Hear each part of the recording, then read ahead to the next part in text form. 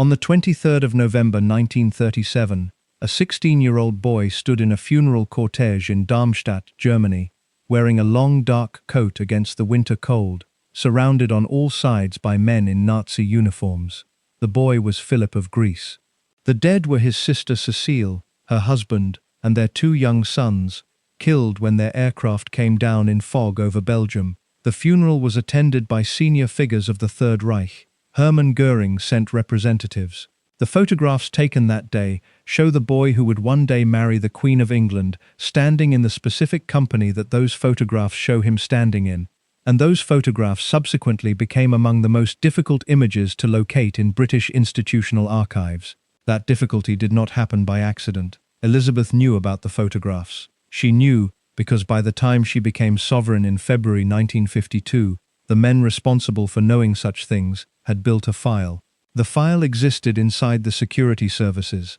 assembled across the years of the Cold War's earliest anxiety about a Greek prince of German family who had married the heir to the British throne and who had brothers-in-law whose wartime records the security apparatus had examined with the thoroughness that its mandate required. Elizabeth could read that file. As sovereign, she had access to the security services in a form that her husband did not and could not share. Philip never saw what the file contained about himself. That is not speculation. It follows from the specific constitutional architecture of the sovereign's relationship with the intelligence services and the fundamental distinction between what a monarch knows and what a consort is told. They were married for 73 years. Across those 73 years, Elizabeth held sovereign knowledge of her husband's official security assessment that Philip himself never accessed. She knew what Whitehall had concluded about the men he had grown up among, what the assessors had determined about the implications of his family's wartime conduct for the man who was going to stand beside the British crown for the rest of his life. She knew the specific content of documents that had been examined, suppressed, managed, and filed in the particular way that sensitive material touching on the royal family was managed in the decades of the post-war settlement. Philip knew his own history. He knew it better than anyone who read the files, because he had lived it. But he did not know what the files said about it, and the distinction between knowing your own life and knowing the official assessment of your life is a distinction that has specific and concrete consequences when the official assessment is kept in a file that your wife can read and you cannot. What Elizabeth knew about what the files contained, and why she carried that knowledge across 60 years of a marriage without Philip ever being shown it, is the account that the following parts of this script address. The account is assembled from the documented biographical record, from the parliamentary history of the files management, from the accounts of the biographers who spent the most sustained time examining the specific intersection of Philip's family history and the British state's management of that history, and from the specific documented instances where the secret's edges became briefly visible before the institutional management closed over them again. The photograph from Darmstadt in 1937 is where the account begins, because it is the most specific documented image of what the file was built to assess, and because its subsequent difficulty of location in British archives is the most visible evidence of the management that Elizabeth inherited when she became sovereign, and that she exercised, across 60 years, in relation to the man she had married. Philip is in that photograph. The men around him are in that photograph. Elizabeth knew what the files said about what those men meant for the assessment of the man in the center. Philip never did. If you're enjoying this story so far, don't forget to hit the like button and subscribe. Drop a comment telling me where in the world you're watching from.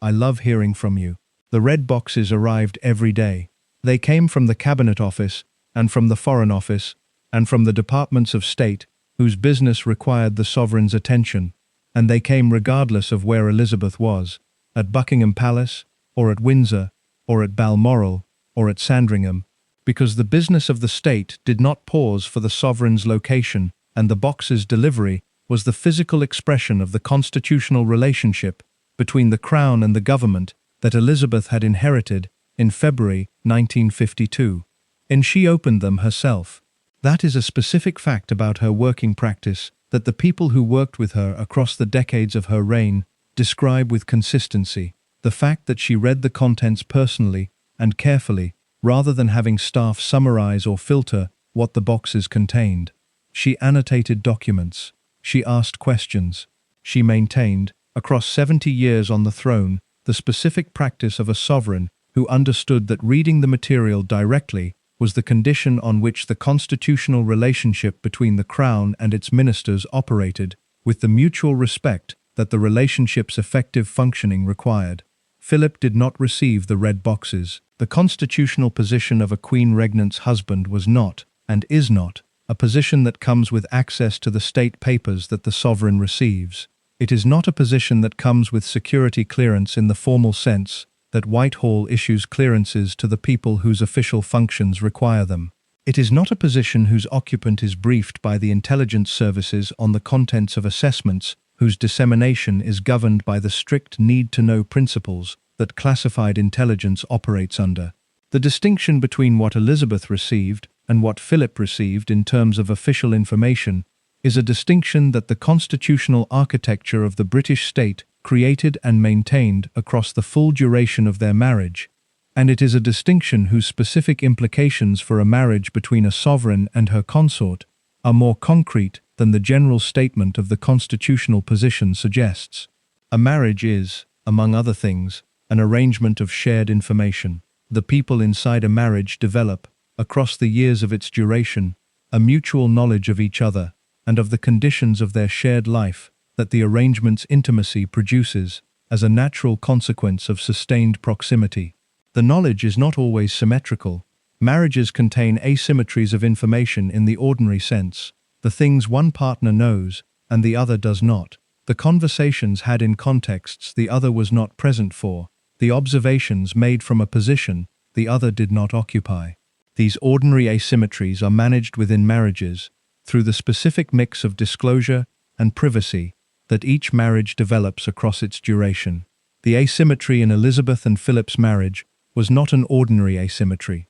It was a constitutional asymmetry, produced by the specific nature of Elizabeth's position as sovereign and the specific nature of Philip's position as her consort, and it operated in a dimension of the marriage's information architecture that the ordinary mechanisms of marital disclosure and privacy were not designed to manage. Elizabeth knew things about the official assessment of her husband, his background, his family, his connections, and the implications that Whitehall drew from those connections, that Philip was constitutionally excluded from knowing. The exclusion was not personal, it was the structural consequence of the constitutional position, the automatic result of the specific access rights that the sovereign's position conferred, and that the consort's position did not. The intelligence service's relationship with the sovereign is a relationship whose specific character is not fully documented in any single public source, because the relationship operates within the classified architecture of the state's security apparatus,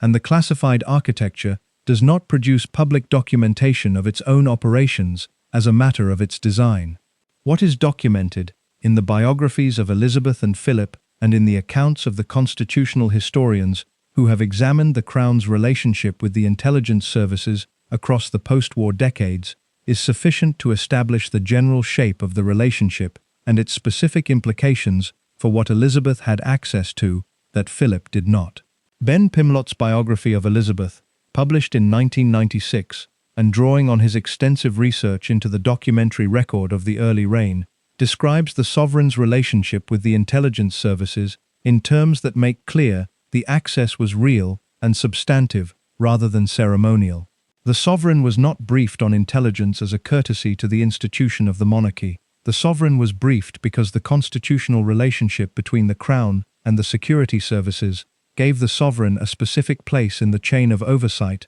that the service's democratic accountability required. The briefings were the operational expression of that constitutional relationship, and they contained the kind of material that the services judged relevant to the sovereign's constitutional position. Giles Brandreth, whose biography of Philip and Elizabeth published in 2004, drew on direct access to Philip and to many of the people closest to the couple across the decades of their marriage, describes the information asymmetry in the marriage in terms that are specific about its character, without claiming to know the specific content of what the asymmetry contained in relation to Philip's personal file. The asymmetry was real. Philip was aware of it in the general sense that a man of his intelligence and his engagement with the institutional world around him would be aware of the constitutional position of a consort and its implications. Whether Philip was aware of the specific dimension of the asymmetry that concerned his own official assessment is a different question,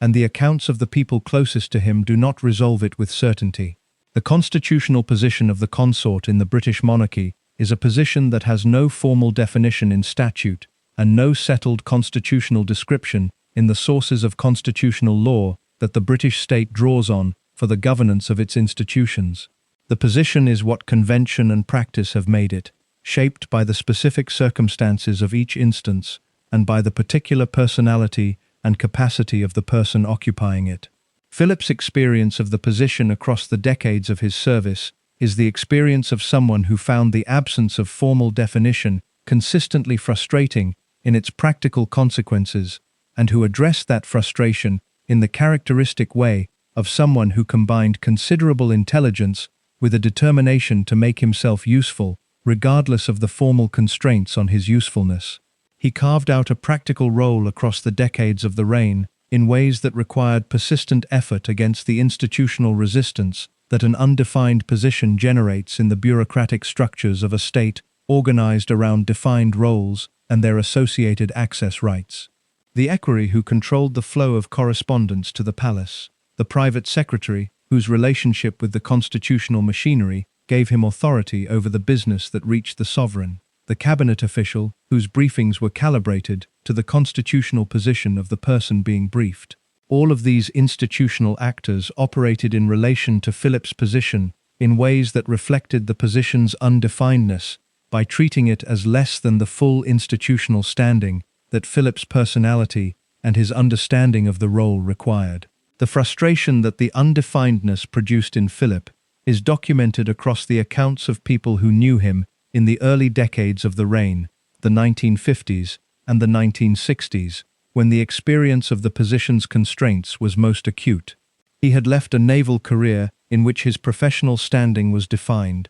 his authority was clear, and the institutional machinery around him was organized around the effective discharge of his role's requirements. He entered a position in which none of those things applied, in which the institutional machinery was organized around the sovereign rather than around him, and in which the specific access to information that the naval role had required was replaced by the specific exclusion from information that the consort's constitutional position produced. The exclusion from the red boxes was the most daily and most concrete expression of the constitutional asymmetry. Elizabeth received the boxes, Philip did not. The business of the state, in all its detail and its sensitive dimensions, was Elizabeth's knowledge rather than their shared knowledge, and the constitutional architecture required that it remain her knowledge in the specific sense that its disclosure to Philip, beyond whatever Elizabeth chose to discuss with him of its contents, was not a decision the constitutional position of a consort entitled him to receive as a right. What Elizabeth chose to discuss with Philip of the red box's contents is not a matter of detailed public record, because the discussions between a sovereign and her consort in private are not the kind of communications that produce documentary evidence accessible to biographers and historians. What the biographers who examined the marriage most carefully describe, based on the accounts of the people closest to the couple across the decades, is a marriage in which the professional separation between the sovereign's constitutional role and the consort's position was maintained across the public dimension of the relationship, while the private dimension of the marriage operated with the mutual engagement of two people who were genuinely invested in each other and in the shared enterprise of the institution they were managing together. The maintenance of the professional separation in the public dimension while the private dimension operated differently is the specific quality of the marriage that distinguishes it from an ordinary marriage's information architecture, and that makes the specific question of what Elizabeth knew about Philip's file more complicated than the simple statement of the constitutional asymmetry suggests. The constitutional asymmetry was real and was maintained in its formal expression. The private communication between the two people inside the constitutional asymmetry was also real and was maintained in the specific form that 73 years of marriage between two intelligent people who trusted each other produced. The question is therefore not whether Elizabeth and Philip communicated across the constitutional boundary in the private dimension of their marriage, which they did, but whether the specific content of the Security Service's assessment of Philip was material that Elizabeth communicated across that boundary, or material that she carried as sovereign knowledge that the private communication did not transfer. The answer requires understanding what the Security Service's assessment of Philip contained, and why its contents would be the kind of material that a sovereign might choose not to discuss, even with the husband to whom the assessment related.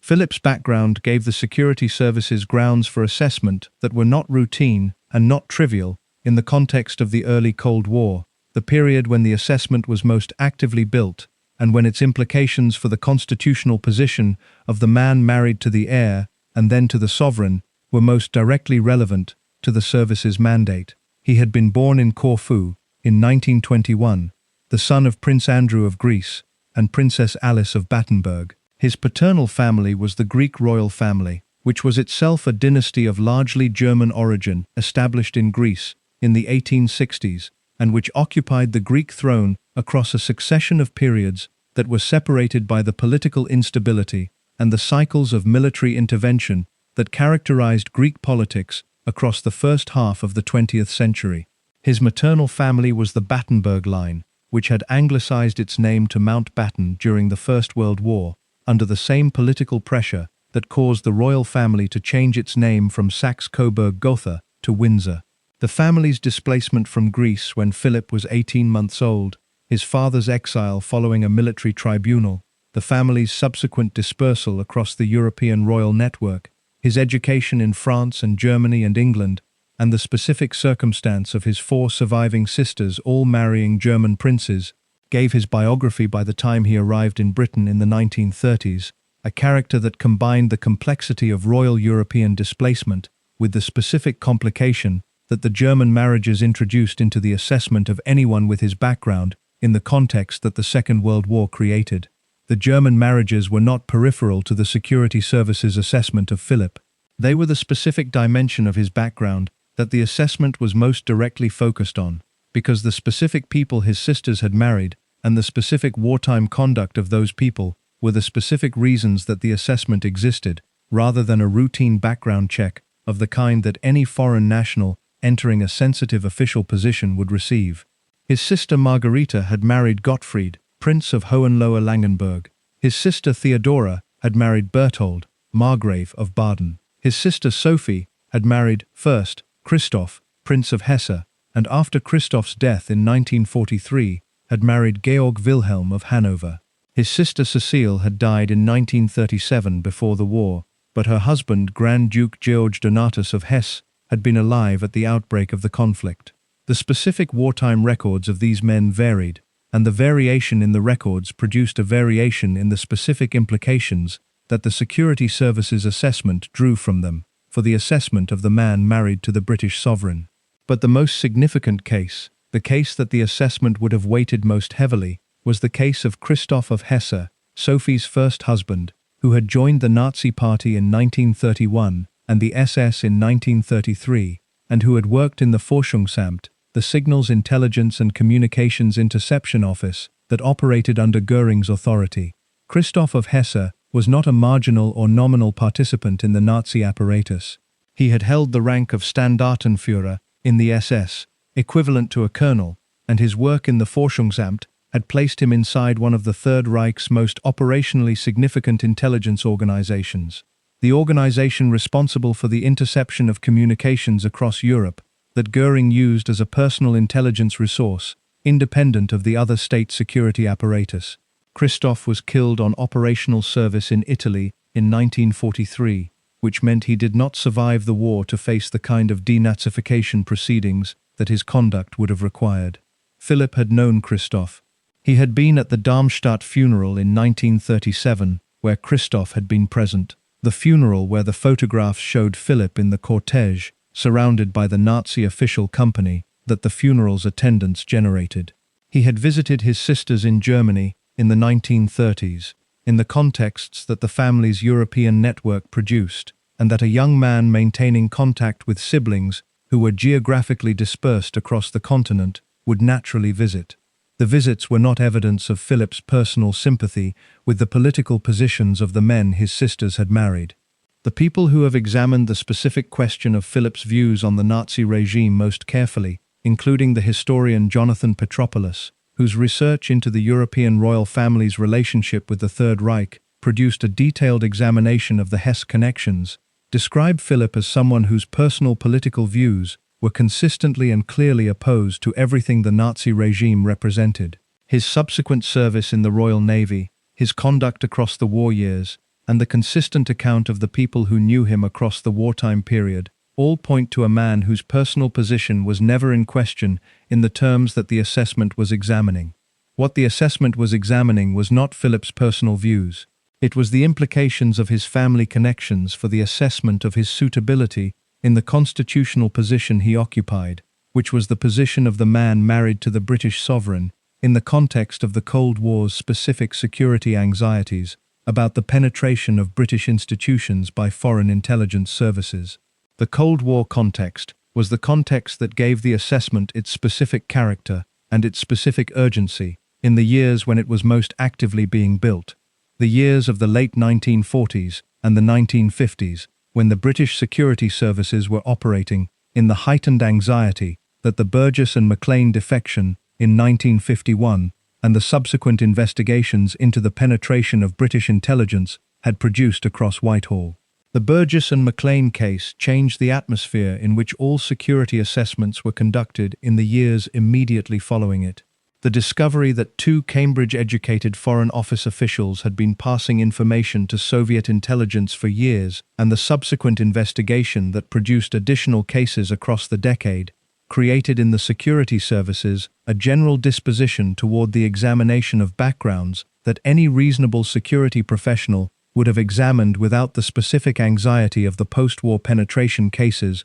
providing additional impetus. Philip's background was the background of a man who had grown up inside the European royal network, who had German family connections whose wartime records included one brother-in-law's service in a Nazi intelligence organization, who had been educated partly in Germany at a school with specific ideological associations that the interwar period had produced in German education, and who was married to the sovereign of the state whose security services were conducting the assessment. The combination of those factors produced a file. The file was the professional output of people doing the job their mandate required them to do, applying the assessment standards of the period to the background of a man whose position in relation to the Crown gave the assessment an obvious institutional importance. Elizabeth became sovereign in February 1952. At the point of her accession, Philip's file existed in the security services records. She inherited the constitutional relationship with the services that the sovereignty conferred,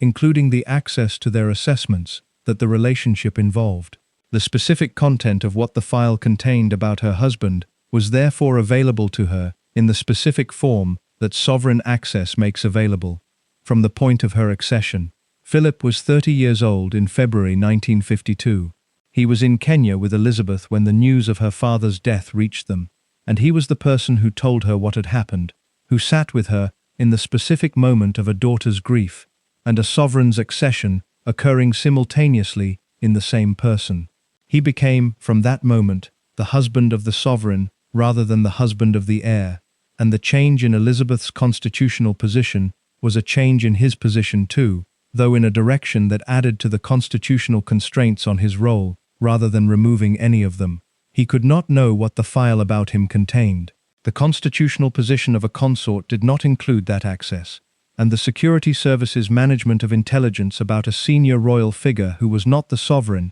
was managed through the security apparatus's own protocols rather than through the disclosure to the subject that a routine security clearance process might eventually produce in other contexts. Elizabeth could know. She did know, in the sense that the access was available to her from the moment of her accession, whether she exercised that access in the specific form of reading the file about Philip, or whether the material about Philip reached her through the briefings that the services provided to the sovereign in the forms those briefings took, is not a matter of detailed public record. What is a matter of public record is the constitutional architecture that produced the asymmetry and the documented history of how the information the asymmetry contained was managed across the institutions responsible for its management. The documentary record of that management is the record that the following parts of this account examine, through the specific cases where the management's operation produced documented evidence of what the secret contained and how the management of it operated across the decades of Elizabeth's reign. The specific cases begin with the photograph from Darmstadt in 1937 and with the German family connections that the photograph captured and that the security services file was built to assess. The assessment of those connections and the specific conclusions it reached about Philip and about the men his family had included in the years before and during the war is the content of the secret that Elizabeth held as sovereign knowledge across 60 years of the marriage. Understanding that content requires understanding the specific people the assessment was examining, the specific wartime records those people had, and the specific implications that the records had for the assessment of the man in the family photograph. The people are the people Philip grew up among, the sisters and the brothers-in-law, and the extended network of European royalty whose wartime positions gave the British security services the material for an assessment that the assessment subject could not read for himself. The positions are the positions that the following part of this account describes, through the documented record of what the men in Philip's family had done during the years when what they were doing was the most directly relevant information available for the assessment of what knowing them meant for the man who had grown up knowing them. The documentation is in the historical record. The assessment it produced is in the file. The file was Elizabeth's to read. Philip's name was on the cover. He never saw what was inside. The Salem School sits in the grounds of a former Cistercian monastery on the southern shore of Lake Constance in Baden-Württemberg, in the part of Germany closest to the Swiss border, where the landscape has the specific quality of ordered beauty that prosperous southern German regions produce, and that makes the political history of the 1930s feel, from the distance of the 21st century, like an event that happened somewhere else entirely. The school was founded in 1920 by Kurt Hahn, an educational reformer of considerable influence, whose pedagogical ideas about character development and physical challenge produced in Salem a specific institutional culture that European aristocratic families found attractive across the interwar decades. Philip arrived at Salem in 1933. He was 12 years old. He had been sent there because his sister Theodora had married Berthold, Margrave of Baden, whose family had founded the school and whose connection to it made Philip's placement there the natural expression of the family network's practical function, the rooting of the younger generation's education through the institutions that the family's connections made available. 1933 was the year Adolf Hitler became Chancellor of Germany. The specific timing of Philip's arrival at Salem is a detail that anyone examining his German connections from the perspective of a Whitehall security assessment would register, not because a 12-year-old boy had any meaningful relationship to the political events occurring in the country his school was in, but because the timing established the period of his German education and the period of the family connection's most active development as years that overlapped precisely with the years in which the men his sisters were married to were making the decisions that the security assessment would subsequently examine. Kurt Hahn, the school's founder, was Jewish. He was arrested by the Nazi authorities in 1933 and released only after intervention by former pupils with sufficient connections to make the intervention effective, including Ramsay MacDonald, the British Prime Minister. Hahn subsequently left Germany for Scotland, where he founded Gordonston, the school to which Philip was transferred after Salem in 1934. The transfer removed Philip from the German educational environment after a single year, but the year had placed him inside a specific social and institutional context in Germany during the period when the country's institutions were being reorganized around the new political order.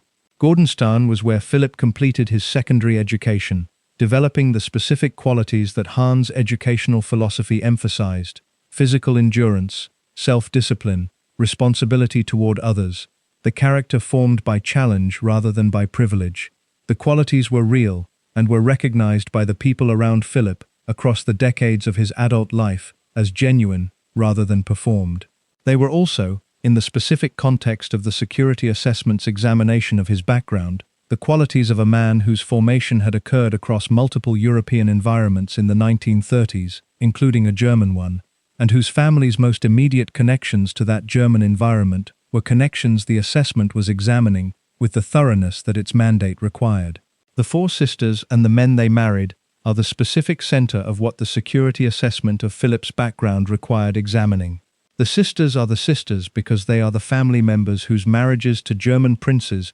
created the specific network of connections that the assessment was most directly concerned with, connections that were not peripheral to Philip's life in the 1930s, but were the most immediate family relationships available to him in the years of his European adolescence. Margarita, the eldest, had married Gottfried, Prince of Hohenlohe-Langenburg, in 1930. Gottfried held a position in the Nazi Party that was consistent with the position of a German aristocrat of his generation, whose family's social position made some form of accommodation with the new regime a practical requirement of managing the family's estates and maintaining its social standing, without his involvement reaching the specific dimensions of operational commitment that his brother-in-law, Christoph's involvement reached. His wartime record was the record of a man who had navigated the requirements of the period with the specific combination of compliance and distance that German aristocrats, who were neither enthusiastic Nazis nor active resistors,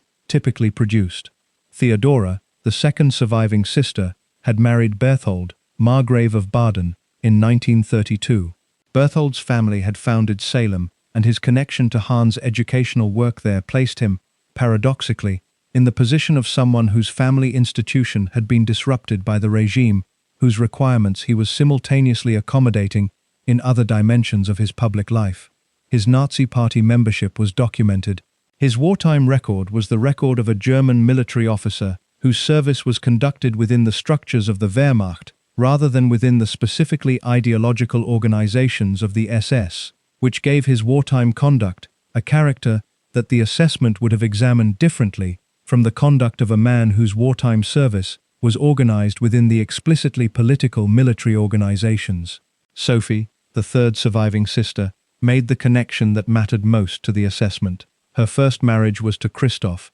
Prince of Hesse, in 1930. Christoph was not a nominal or reluctant participant in the Nazi apparatus. He had joined the Nazi Party in 1931, 2 years before Hitler's assumption of power, which placed his commitment in the category of the early adopters, whose party membership predated the opportunistic rush of 1933, when the party's assumption of power made membership practically advantageous for people in Christoph's social position. His SS membership followed in 1933. He rose through the SS ranks across the following years, reaching the rank of Standartenführer, equivalent to a full colonel, by the time of his death. The rank was not a ceremonial one in the SS's structure. It was a substantive rank in an organization whose substantive ranks carried the specific operational responsibilities of the SS's function within the Third Reich's security apparatus. His specific operational role was in the Forschungsamt, the research office that operated under Goering's direct authority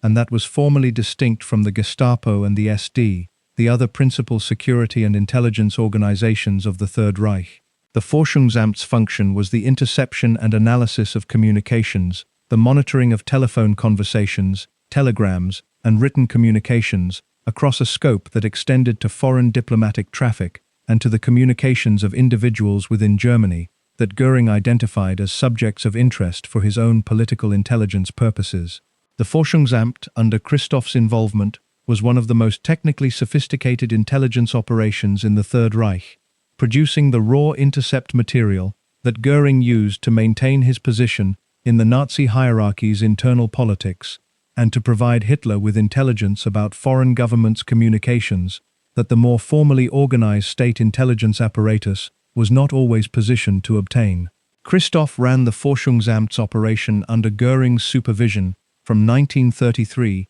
until his death on operational service in Italy in October 1943. Jonathan Petropoulos, the American historian whose research into the relationship between European royal families and the Third Reich produced the most detailed academic examination of the specific connections this account is examining, describes Christoph's role in the Forschungsamt in the terms of a scholar who has examined the documentary record of the organization's operation, rather than the terms of a biographer presenting a narrative. The documentary record is specific about what the Forschungsamt did and about Christoph's position within it, and the specificity produces an account of a man whose wartime role was not the role of a nominal party member accommodating the political requirements of his environment, but the role of an operational intelligence official working within one of the Third Reich's most sensitive security organizations. Philipp knew Christoph. The family connection was direct and sustained across the 1930s.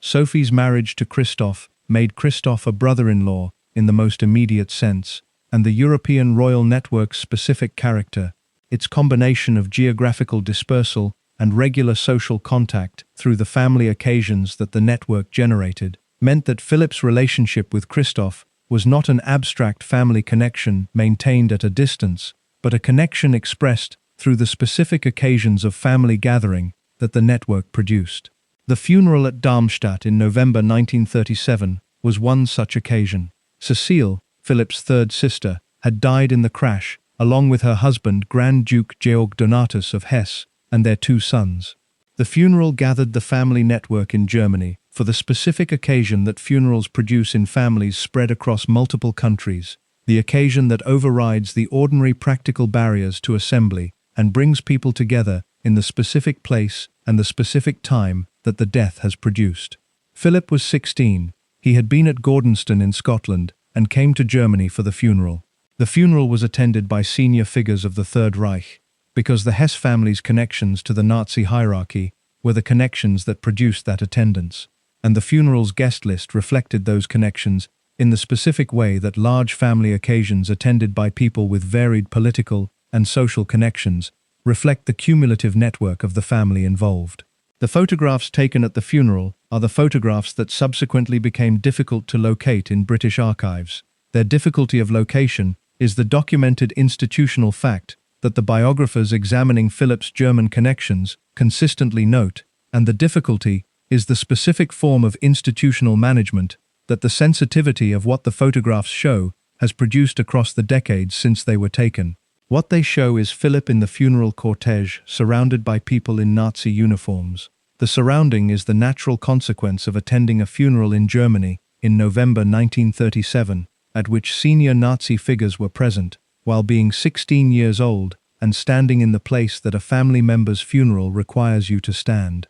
It is not evidence of Philipp's political sympathies or his personal relationship with the ideology of the people in the uniforms. It is a photograph taken at a specific moment, in a specific place, that shows a specific set of people in a specific configuration.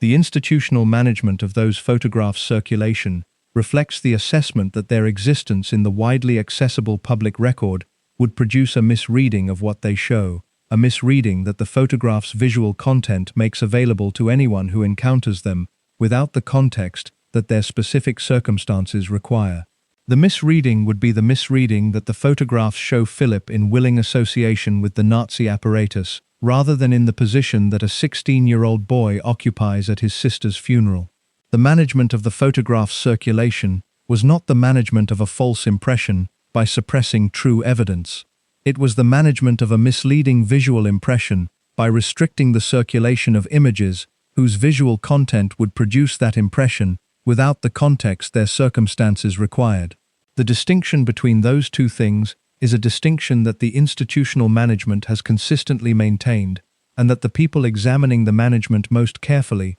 have generally found defensible as a description of what the management was doing. The defensibility of the management of the photograph's circulation does not resolve the broader question of the security assessment's content and its implications for what Elizabeth knew about the official view of her husband's background. The photographs are the most visible single piece of evidence that the family connections produced in the documentary record, but they are not the most significant piece of evidence for the assessment's purposes. The most significant piece was the operational record of Christoph of Hesse and the specific question of what the assessment concluded about the implications of that record for Philipp. From Whitehall's perspective in the early 1950s, the question of what Christoph's role in the Forschungsamt meant for the assessment of the man married to the sovereign required the specific analysis that the Cold War's security anxieties made particularly urgent. The Forschungsamt had been an intelligence organization. Its operational record included the interception of communications from foreign governments, including British governmental communications, across the years of its operation.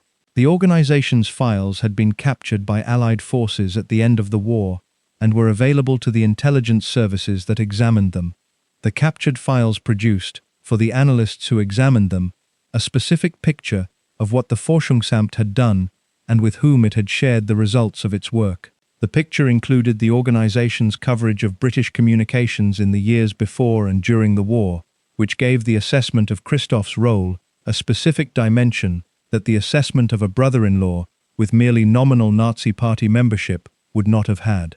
The dimension was the dimension of an operational intelligence connection to an organization that had been actively working against British interests during the war and whose operational record was now in the possession of the services conducting the assessment. Philipp had not worked in the Forschungsamt. He had not worked in any German organization at any point. His wartime service had been in the Royal Navy, on British ships, in operations against the Axis powers, and his conduct in those operations was the conduct of a naval officer whose professional record was unambiguous. The assessment's examination of Christoph's role was not an examination of Philipp's conduct. It was an examination of the implications of the family connection for the assessment of the man who bore it. The implications were the implications that Cold War security assessment practices of the early 1950s required to be examined in relation to a man in Philipp's position. The practices of the period were not the practices of a later era's more formally defined security clearance procedures.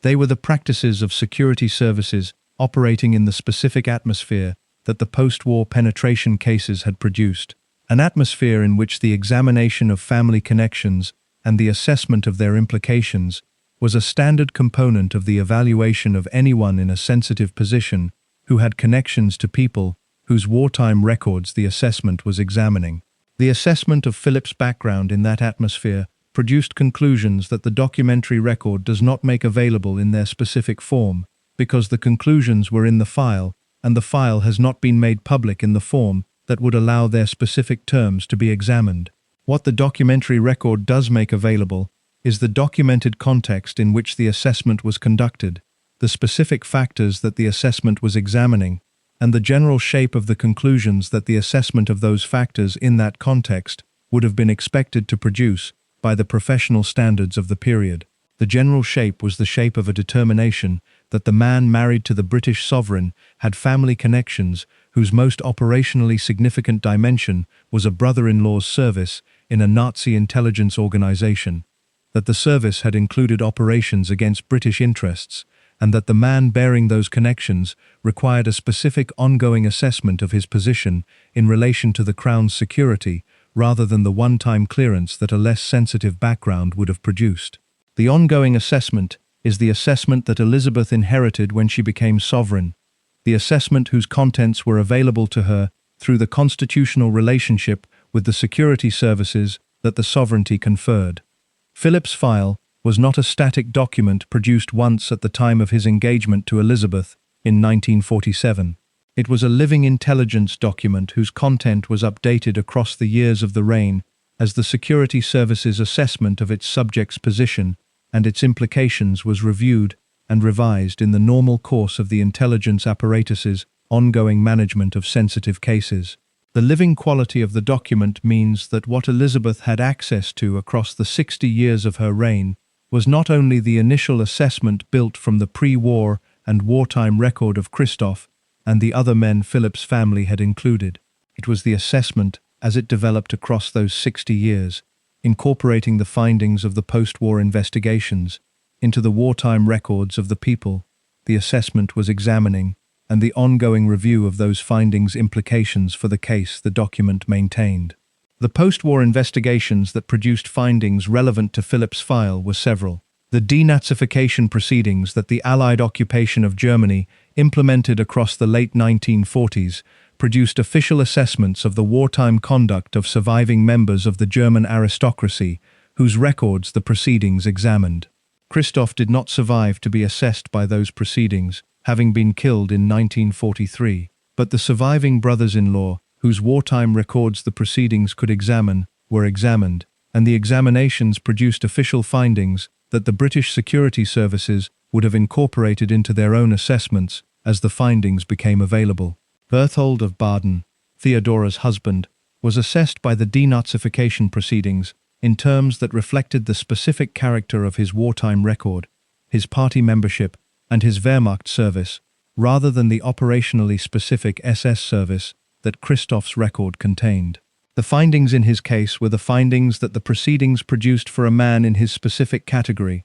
a German aristocrat whose accommodation with the regime was documented, but whose operational role within the regime's most actively ideological organizations was not the role his record showed. Gottfried of Hohenlohe-Langenburg, Margarita's husband, was similarly assessed in the terms appropriate to his specific wartime record. His party membership and the specific nature of his wartime activity were assessed, and the assessment produced findings that placed him in the category of the regime's aristocratic accommodators rather than in the category of its operational participants. The distinction between accommodation and operational participation is the distinction that the security service's assessment of the implications for Philip would have applied across the different cases, producing a differentiated account of what the different family connections meant for the assessment's conclusions about the man who bore them. The connection to Christoph's record was the connection that the assessment would have weighted most heavily, for the specific reason that Christoph's role in the Forschungsamt was an operational role in an intelligence organization rather than the nominal accommodation that party membership by itself represented. Philip's own statements about his German family connections across the decades of his public life show a man who was aware of the complexity of the territory and who managed his public engagement with it in the specific way of someone who had thought carefully about how to address a dimension of his background that the institutional environment around him consistently found sensitive. He spoke about his sisters with warmth and with the specific directness that characterized his public communications generally, not avoiding the subject, but addressing it on his own terms, rather than in the terms that the institutional sensitivity around it had established. He acknowledged that his brothers-in-law had been Nazis, in the specific language of acknowledgement that a man addressing a sensitive family history uses when he has decided that acknowledgement is the appropriate response to the history's existence. He did not elaborate beyond what the acknowledgement required, in the specific manner of a man who understood the territory's sensitivity and who was presenting his engagement with it in the terms most consistent with his own position, rather than in the terms that either denial or extended examination would have produced. The acknowledgement without elaboration is the public record of what Philip said about his German family connections across the decades of his life. It is not the record of what he knew about the official assessment of those connections, because the official assessment was in the file, and the file was not accessible to him. His acknowledgement was the acknowledgement of a man who knew the territory from his own direct experience of having grown up inside it. The official assessment was the assessment of people who had examined the same territory from the outside, through the documentary record of what the men he had grown up among had done during the years the assessment was examining. The gap between knowing the territory from the inside and knowing the assessment of it from the outside is the specific gap that the constitutional asymmetry between Elizabeth and Philip produced in the marriage's information architecture. Philip knew his own family and his own history in the most intimate available form, the form of direct personal knowledge accumulated across the years of growing up inside the relationships the assessment was examining. Elizabeth knew what the assessment of those relationships had produced in the form of the official document, whose conclusions were the conclusions of professional intelligence analysts rather than personal family knowledge. The two forms of knowledge are different in ways that matter for understanding what the secret actually was. The secret was not that Philip did not know about his German family connections. He knew them better than anyone examining the file, because he had lived inside them. The secret was that Philip did not know what the official assessment of those connections had concluded, what specific determinations the security apparatus had made about the implications of Christoph's role and the other brothers-in-law's records for the assessment of the man who bore the family connection to all of them. The specific determinations are what the file contained and what the file's inaccessibility to Philip prevented him from knowing. They are also what Elizabeth's access to the file through the sovereign's constitutional relationship with the services made available to her, from the moment of her accession in February 1952 through the 60 years of the reign that followed. The 60 years produced specific events that bore on the assessment's content, and that the management of those events reflected the assessment's continuing relevance to the Crown's institutional concerns. The events are the events that the following parts of this account examine, through the documented record of the palace's management of specific dimensions of Philip's German family history, and the specific management decisions that the assessment's conclusions appear to have informed. The first and most significant of those events was the management of a body of captured German documents that reached Britain in the years following the war, and whose contents bore directly on the wartime connections of the royal house and its extended family. The documents were known as the Marburg Files, and their management by the palace and the government across the 1950s and into the 60s was a management whose specific character tells something about what the sovereign level of knowledge about the connections they documented was being used to protect. The protection was not the protection of Philip specifically. It was the protection of the Crown's institutional position in relation to a body of documentary evidence about wartime connections that extended beyond Philip's family to the broader territory of the extended royal network's wartime conduct. But Philip's family connections were part of the territory the documents covered, and the management of the documents' public availability was management that the sovereign was positioned to influence in ways that the consort's constitutional position did not provide. Elizabeth was the sovereign. The Marburg Files were managed by the government she headed. The management's character reflected the assessment of what the document's contents meant for the Crown's position,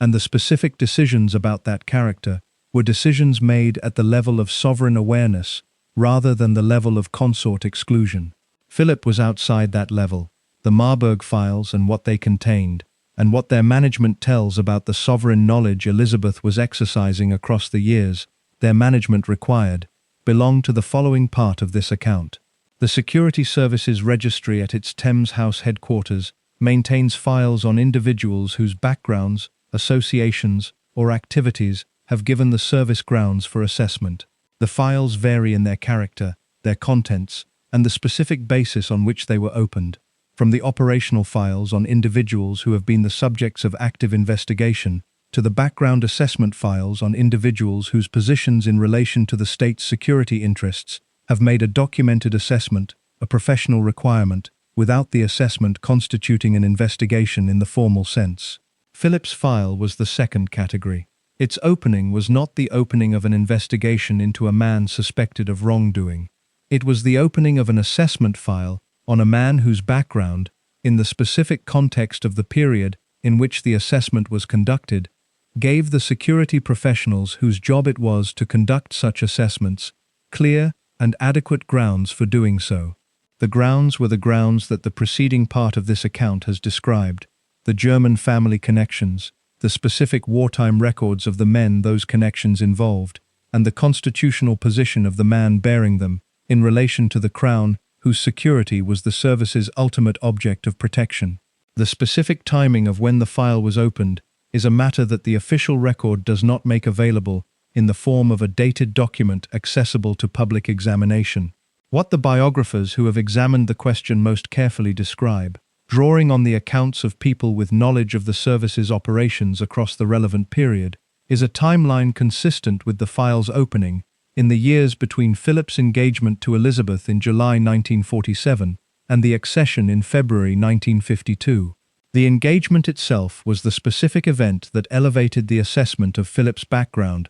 from the routine background consideration of any foreign national in close proximity to the royal family, to the specific assessment that the prospective consort of the heir required. The engagement was announced on the 9th of July 1947. Philip had by that point already been naturalized as a British subject, taking the name Mountbatten after his maternal family line, and renouncing his Greek royal titles in the formal act of naturalization that his intended position required. The naturalization was the legal instrument that resolved the most immediate constitutional issue of a foreign national marrying into the line of succession, but it did not resolve the security assessment's grounds for examination, because the naturalization changed Philip's legal status without altering the background that the assessment was examining. The background the assessment was examining did not change when Philip became a British subject. His sisters remained who they were. His brothers-in-law's wartime records remained what they were. The Forschungsamt's operational files remained in the possession of the intelligence services that had captured them at the end of the war. The denazification proceedings' findings remained the findings they had produced. None of the material relevant to the assessment's examination of Philip's family connections was affected by his naturalization, because the material was not about Philip, but about the connections he bore, and the connections were not his to change by changing his own legal status. The file that the Security Service built on Philip across the period from approximately 1947 to the accession in 1952 was built from the specific categories of material that the assessment's grounds required. The categories included the documentary record of Christoph of Hesse's service in the Forschungsamt, available to the service from the captured German wartime records that the Allied forces' occupation of Germany had produced. They included the denazification proceedings' findings on the surviving brothers-in-law,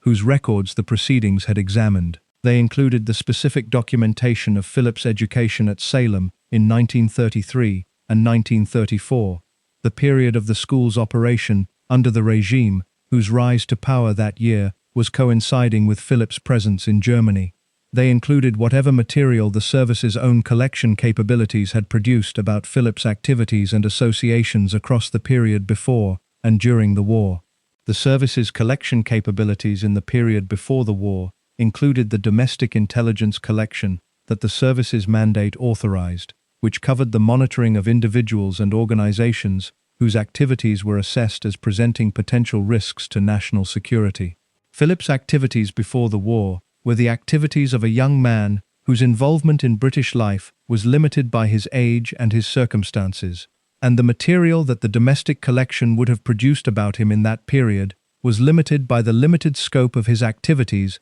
within the service's collection environment. The wartime period changed the collection environment significantly. Philip's service in the Royal Navy placed him within the military's own security apparatus and produced a specific category of wartime service record that was available to the intelligence services through the inter-service sharing of relevant personnel information that wartime security management required. The wartime service record was unambiguous in its implications for the assessment of Philip's personal conduct and commitment. He had served on British ships in operations against the Axis powers, had been mentioned in dispatches, had been present at the Battle of Cape Matapan in 1941, and had conducted himself across the wartime years in ways that were consistent with the assessment of a man whose personal loyalties were exactly where the commission he held required them to be. The wartime service record was the most directly relevant evidence available for the assessment of Philip's personal position, and it was evidence that pointed in the direction of a man whose personal conduct had been consistent with his formal commitments throughout the war.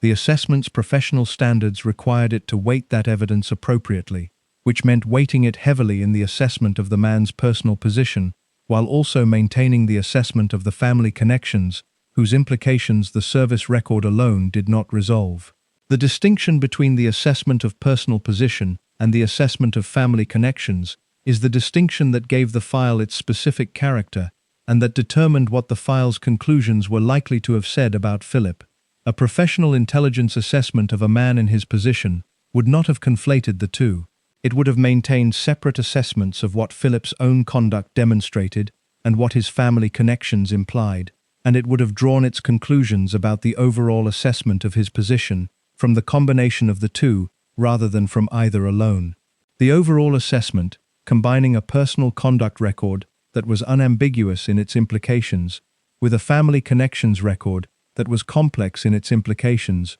would have produced conclusions that were calibrated to the weight of the evidence in each category rather than to the most adverse reading of either category taken alone. The professional standards of the period required that calibration, and the people conducting the assessment were people operating within those professional standards. What the calibrated assessment would have concluded is not available in the specific terms of the file's documented conclusions, which are not public. What the documentary record of the period makes available is sufficient to allow the general shape of what a calibrated assessment of Philip's position would have looked like, produced by professionals applying the standards of the period to the material available to them. The general shape was the shape of an assessment that found no grounds for concluding that Philip's personal position represented a security risk in the specific sense of deliberate disloyalty or active compromise, while maintaining a documented record of the family connections whose implications required ongoing monitoring rather than the one-time clearance that a connection-free background would have justified. The ongoing monitoring was the professional response to the ongoing nature of the connections themselves. Philip's sisters were alive, his surviving brothers-in-law were alive, and the network of family relationships that the connections involved continued to exist and to be relevant to the assessment for as long as the connections' principles were alive. The file's character, as an ongoing assessment rather than a one-time clearance document, meant that its content was not static across the decades of Elizabeth's reign. It was updated as relevant new information became available, as the denazification proceedings produced their findings, as the captured German documentary record was progressively examined and its contents incorporated into the intelligence service's understanding of the specific organizations and specific individuals whose wartime records the assessment was examining, and as the specific events that bore on the assessment's subject matter occurred across the decades of the post-war period. The updating produced, across the years of Elizabeth's reign, a file whose content developed from the initial assessment built on the material available at the time of the engagement and the accession to an assessment that incorporated the findings of 2 decades of post-war examination of the wartime records the initial assessment had drawn on. The development was in the direction of greater specificity rather than greater ambiguity, as the progressive examination of the captured records produced more specific findings about Christoph's role and the Forschungsamt's operations, that the initial assessment had been built on a less specific documentary basis. The more specific findings were available to Elizabeth through the sovereign's constitutional relationship with the services across the decades of the reign, as they were incorporated into the file's updated assessments. The updating was not a continuous process in the sense of daily revision, but a periodic one, organized around the specific occasions when new material became available, or when the specific events of the period required a review of the existing assessment's conclusions. The specific occasions that required a review included the events examined in the following parts of this account: the Marburg Files controversy and the name dispute, and the other specific events of the reign's early decades that bore directly on the territory the file was examining. Those events did not change the file's fundamental assessment of Philip's personal position, which remained the assessment that the unambiguous wartime service record supported. They did change the file's assessment of the institutional implications of the family connections documentary record, as the progressive examination of that record produced findings whose implications for the Crown's institutional position required incorporation into the assessment of what the sovereign level of knowledge about that record was being used to manage. The sovereign level of knowledge is the specific level that the constitutional architecture of the intelligence service's relationship with the Crown produced in Elizabeth's position and excluded from Philip's position. The exclusion was maintained throughout the reign by the specific mechanisms that the service's management of classified intelligence employs to enforce the need-to-know principles that govern the dissemination of sensitive material. The need-to-know principle in its application to Philip's case produced a specific and concrete situation. The man whose name was on the file's subject line did not meet the need-to-know criteria for access to the file's contents, because his constitutional position as consort did not generate the specific institutional need for that information that would have justified its dissemination to him under the service's dissemination protocols. The protocols were not designed to produce the specific outcome they produced in Philip's case. They were designed to govern the dissemination of sensitive intelligence material to the people whose official functions required it, and their application to the specific circumstances of a queen regnant's consort produced the specific outcome of excluding the consort from access to the file about himself because his position did not generate the official function that the protocols required for access. The outcome was not intentional in the sense of being designed to keep Philip specifically uninformed about the assessment of his background. It was the structural consequence of applying standard intelligence dissemination protocols to a constitutional situation that the protocols had not been designed to address and that the protocol's standard application produced a specific and concrete asymmetry in. Philip was aware, in the general sense available to an intelligent man familiar with the institutional world around him, that a file about him existed. The existence of security files on members of the royal family and their connections was not a closely guarded institutional secret, in the specific sense that the file's contents were secret. The institutional fact of the file's existence was known to anyone with sufficient familiarity with the intelligence service's standard operating practices to understand that a man in Philip's position would generate an assessment file as a matter of professional routine. His awareness of the file's existence did not constitute knowledge of the file's contents. The distinction between knowing a file exists and knowing what it contains is the distinction that the constitutional asymmetry produced in the marriage's information architecture. Philip knew the file existed, and Elizabeth could know what it contained, and the gap between those two positions was the gap in which the secret sat across 60 years of a marriage between two people who were in every other documented dimension of their relationship, characterized by a mutual directness and a mutual respect for each other's intelligence that made the gap's existence both specific and significant. The specific quality of Philip's intelligence made the gap's significance more acute rather than less. A less perceptive man might not have grasped what the gap's existence implied. Philip was one of the most perceptive people in the institutional world he inhabited, characterized consistently across the accounts of the people who knew him as someone whose understanding of the institutional environment around him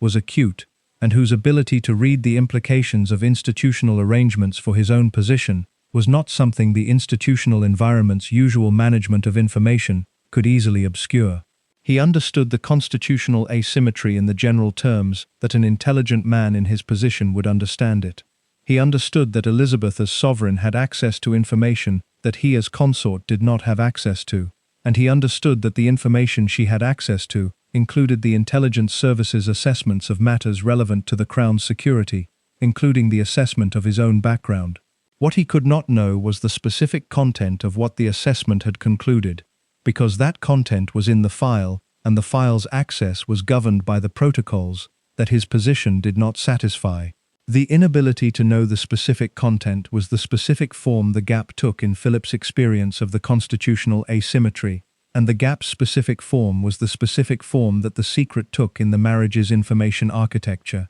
Elizabeth managed the gap in the specific way that a sovereign manages the sovereign knowledge that the constitutional position produces, which is by maintaining the distinction between what the position confers in terms of access and what the personal relationship permits in terms of disclosure. The constitutional position conferred access to the file. The personal relationship permitted disclosure of the file's contents to the degree that Elizabeth judged appropriate. The judgment of what was appropriate was the sovereign's judgment, and the judgment was not reviewable by the person it concerned, because the person it concerned was outside the constitutional position from which the judgment was made. The judgment across 60 years was the judgment that the file's specific contents were material, that the personal relationship's disclosure mechanism was not the appropriate channel for. The judgment was not explained, because the judgment of what sovereign knowledge is appropriate to disclose to a consort is not a judgment that the sovereign is required to explain. It was maintained across the 60 years in the specific form of the silence on the specific subject that the file's contents addressed, a silence that the marriage's information architecture contained without the marriage's overall character of mutual directness being otherwise compromised. The broader character of the marriage's communication is the character that the biographers of both Elizabeth and Philip consistently describe as one of its most significant features. Brandreth's account, drawing on direct conversations with Philip and with people closest to both of them across the decades, describes a marriage in which the two people communicated with a directness and a mutual candor that the institutional constraints around both their lives made unusual, and that both of them valued as one of the marriage's most important sustaining qualities. Philip was direct with Elizabeth in ways that the institutional environment of the palace did not encourage, and that the people around the Queen found occasionally uncomfortable, because the directness was the directness of someone who treated the person he was speaking to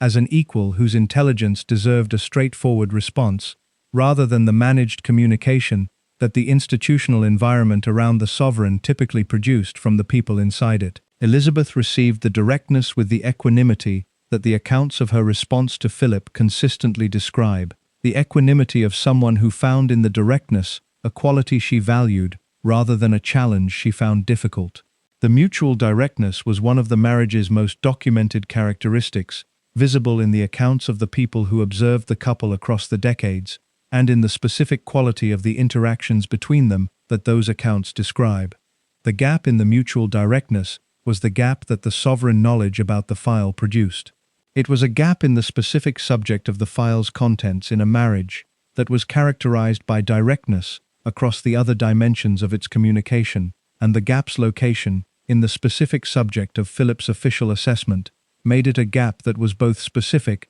and significant in the context of a marriage otherwise characterized by the absence of such gaps. The intelligence services management of the access to Philip's file was not the only dimension of the institutional management that produced the gap. The broader management of the documentary record of Philip's family connections across the specific events that bore on that record during the decades of the reign was a management that the sovereign's constitutional position made Elizabeth party to, in ways that Philip's position did not make him party to in the same form. The management of the Marburg files was the most significant of those events in terms of its documentary scope and its institutional implications, and it is the management that the following part of this account examines in the specific terms of what the files contained, why their management required the sovereign level of awareness, and how the management's character tells something about what the sovereign knowledge was being used to protect across the years of the file's most active management. The Marburg files were not a file about Philip. They were a body of captured German diplomatic and wartime documents whose contents extended across the full range of the Third Reich's connections to European royalty and to the British royal family's extended network, of which Philip's family was one dimension rather than the central subject. Their management by the British government across the post-war decades was management of the documentary record of a wide-ranging sensitivity that extended beyond Philip's specific family connections to the broader territory of what the wartime documents showed about the royal network's relationship with the Third Reich. But Philip's family was in the documents. Christoph of Hesse's role in the Forschungsamt was in the documents, in the specific form of the organization's own records. The 1937 Darmstadt funeral was in the documents in the specific form of its documentation, within the German records of events involving senior party figures. The family network's wartime connections were in the documents, in the forms that the German documentary record of those connections had produced. Elizabeth's management of the access to those documents was management conducted from the sovereign's position, with the sovereign's awareness of the security services' assessment of what the documents contained and what their public availability would mean for the Crown's institutional position. The management was not Philip's management to conduct, because it was conducted from the sovereign position that the constitutional architecture had given Elizabeth, and that the same architecture had excluded Philip from occupying. The exclusion from the management of the documents whose contents bore most directly on his own family was the exclusion that the constitutional asymmetry produced in the most concrete form available in the specific events of the reign. Philip was adjacent to the territory the Marburg files covered, without being inside the management of how that territory was handled by the institutions responsible for handling it. He was the subject of the file. He was not the manager of what the file's relevant documentary record was permitted to contain in the public domain.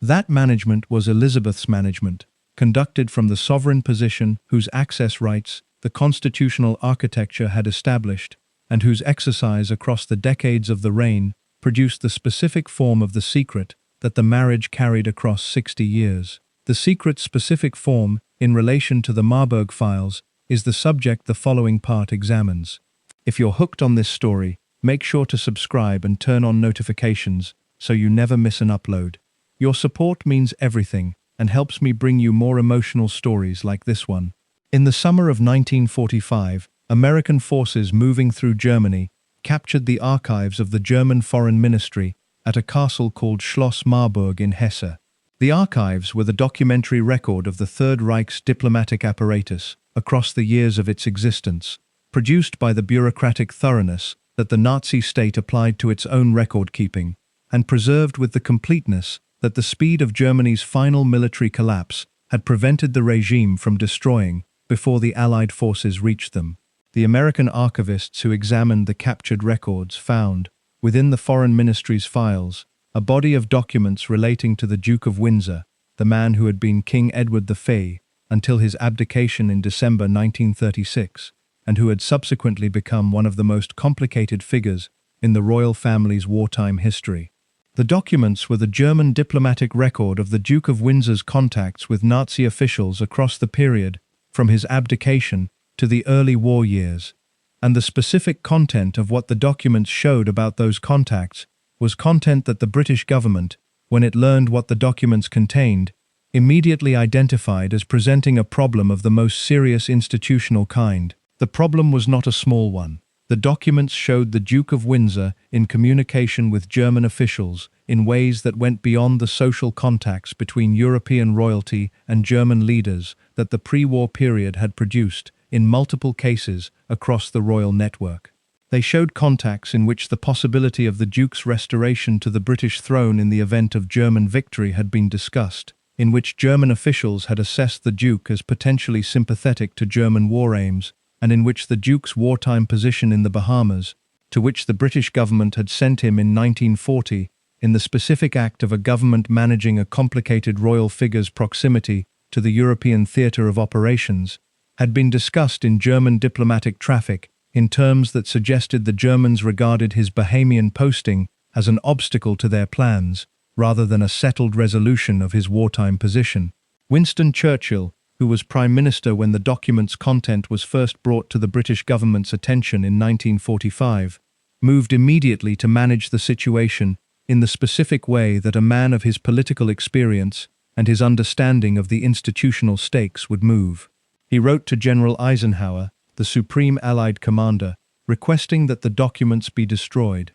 The specific language of Churchill's communication to Eisenhower was the language of a man who understood precisely what the document's publication would mean for the monarchy's institutional position, and who was making the most direct available request for their elimination from the documentary record. Eisenhower did not destroy the documents. The American government's position was that the captured German archives were American government property, captured in the course of military operations, and subject to the archival disposition that the American government determined, rather than to the British government's preferences about their content. The refusal to destroy was the refusal of an institution with its own interests in the captured record's preservation, interests organized around the historical documentation of the Third Reich's diplomatic conduct that the records provided and that the American archival establishment had identified as materials of historical significance, regardless of their inconvenience for the British government's management of its monarchy's public image. The documents were stored. They were given to the American authorities responsible for the management of the captured German archives, and retained in American custody across the years following the war's end. The British government knew they existed. The American government knew the British government wanted them managed with discretion. The specific management arrangement that produced from this situation was the arrangement of a delayed publication that gave the British government time to manage the political and institutional implications of the document's eventual emergence into the public record, rather than an indefinite suppression that the American custody made impossible. The management of the delay was management conducted across the years of the late 1940s and the 1950s, through the diplomatic channels between the British and American governments, and through the specific archival processes that determined when the captured German Foreign Ministry records would be made available for publication in the edited editions that the post-war management of the Third Reich's documentary record produced. Elizabeth became Queen in February 1952. The Marburg files, as the Windsor-related documents within the broader captured German archive were known, had been in American custody for 7 years by the time of her accession.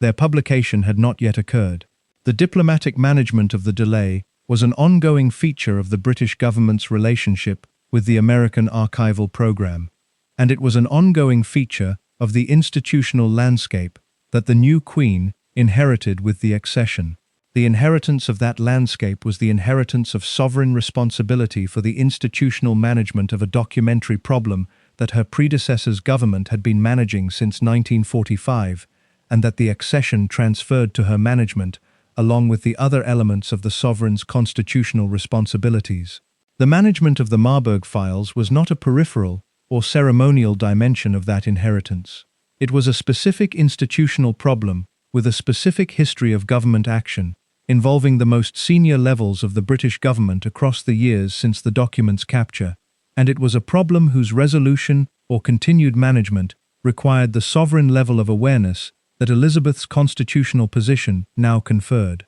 The specific content of the Windsor documents was the most publicly known dimension of the Marburg files, because the Duke of Windsor was the figure whose wartime contacts the documents primarily documented, and because the Duke's abdication and his subsequent position in the royal family's structure had given him a public profile that made the document's content about him the dimension most directly relevant to the monarchy's public management concerns. But the Windsor documents were not the entirety of the Marburg files' relevance to the British royal family's institutional position. The broader German Foreign Ministry archive captured at Marburg contained material whose scope extended across the full range of the Third Reich's diplomatic contacts with European royalty, and the European royal network's wartime relationship with the German government was a network that extended significantly beyond the Duke of Windsor's specific contacts. It included the contacts that the German government had maintained through the family network of German princes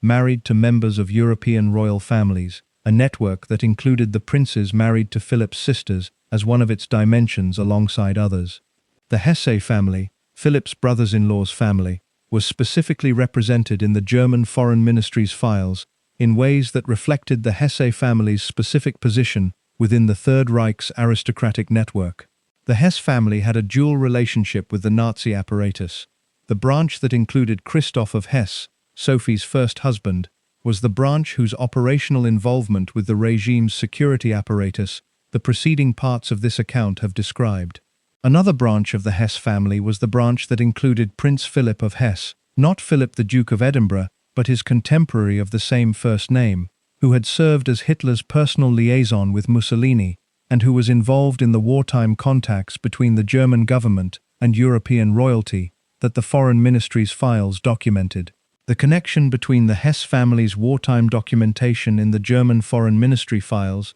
and Philip's family connections to the Hesse network was a connection that the British government's management of the Marburg files was aware of, and that the management of the files' publication required the government to navigate. The navigation was not the navigation of a simple problem with a clear solution. It was the navigation of a complex institutional situation in which the material relevant to the Duke of Windsor's wartime contacts was entangled with material relevant to the broader royal network's wartime contacts, and the publication of the Windsor material in isolation from the broader material was a publication strategy that the American Archival Program's commitment to the comprehensive documentation of the captured records made difficult to sustain across the period of the file's management. The West German government's publication of the documents in 1957 was the event that ended the period of the delay management and placed the Marburg file's contents into the public record in a form that the British government's management of the delay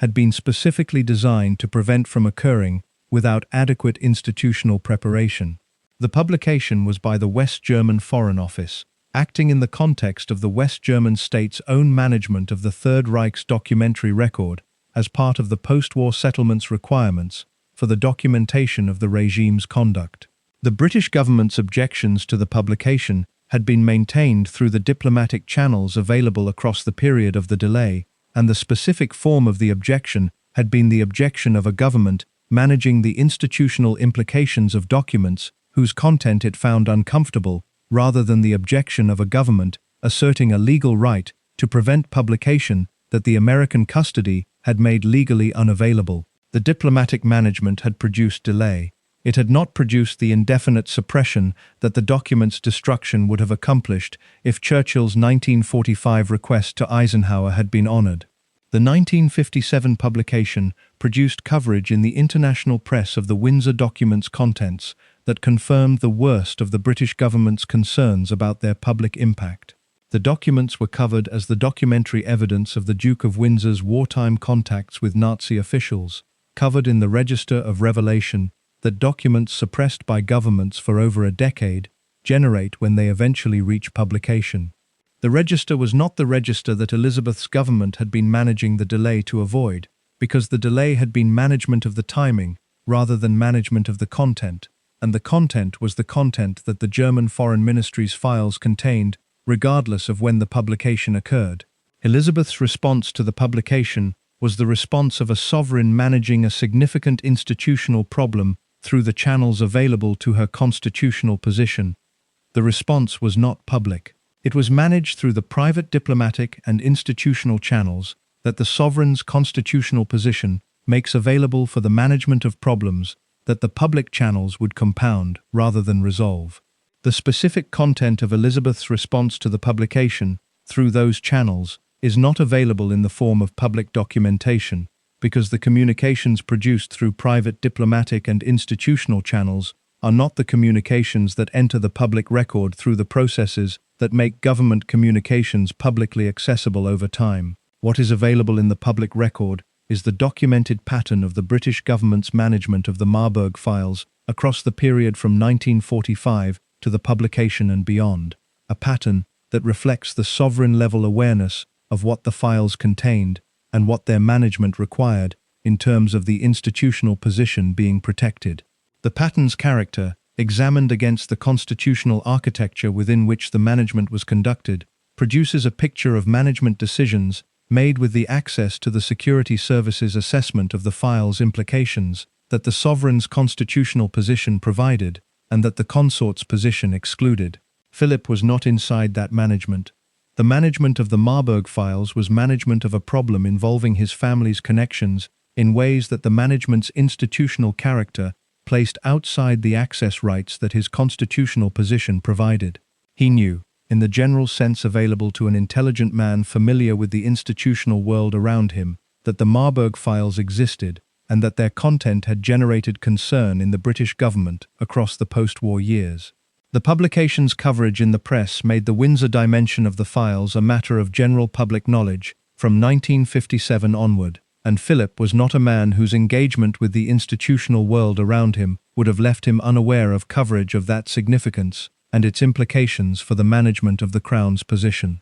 His knowledge of the file's general significance was knowledge available through the public record and through his own proximity to the institutional management environment. It was not knowledge of the specific content of the security services assessment of the file's implications for the assessment of his own family connections, because that specific content was in the file whose access Philip's constitutional position excluded him from, rather than in the public record that his proximity to the institutional environment made available to him. The distinction between general knowledge of a subject's significance and specific knowledge of an official assessment's conclusions about that subject is the distinction that the gap in the marriage's information architecture maintained across the Marburg file's specific relevance to the assessment of Philip's background. He could know what the public record of the files contained and what the press coverage of their publication reported. He could not know what the security services assessment of the file's implications for his own official assessment had concluded, because that conclusion was in the file and the file's access protocols excluded him from its contents. The 1957 publication was not the end of the Marburg files management as an institutional concern for the Crown. The publication placed the Windsor documents into the public record, but did not place the full content of the captured German Foreign Ministry archive into the public record simultaneously, because the archival program managing the captured records was a program whose publication proceeded across years and decades rather than in a single comprehensive release. The material relevant to Philip's family connections was material in the broader archive rather than in the specific Windsor documents that the 1957 publication had addressed,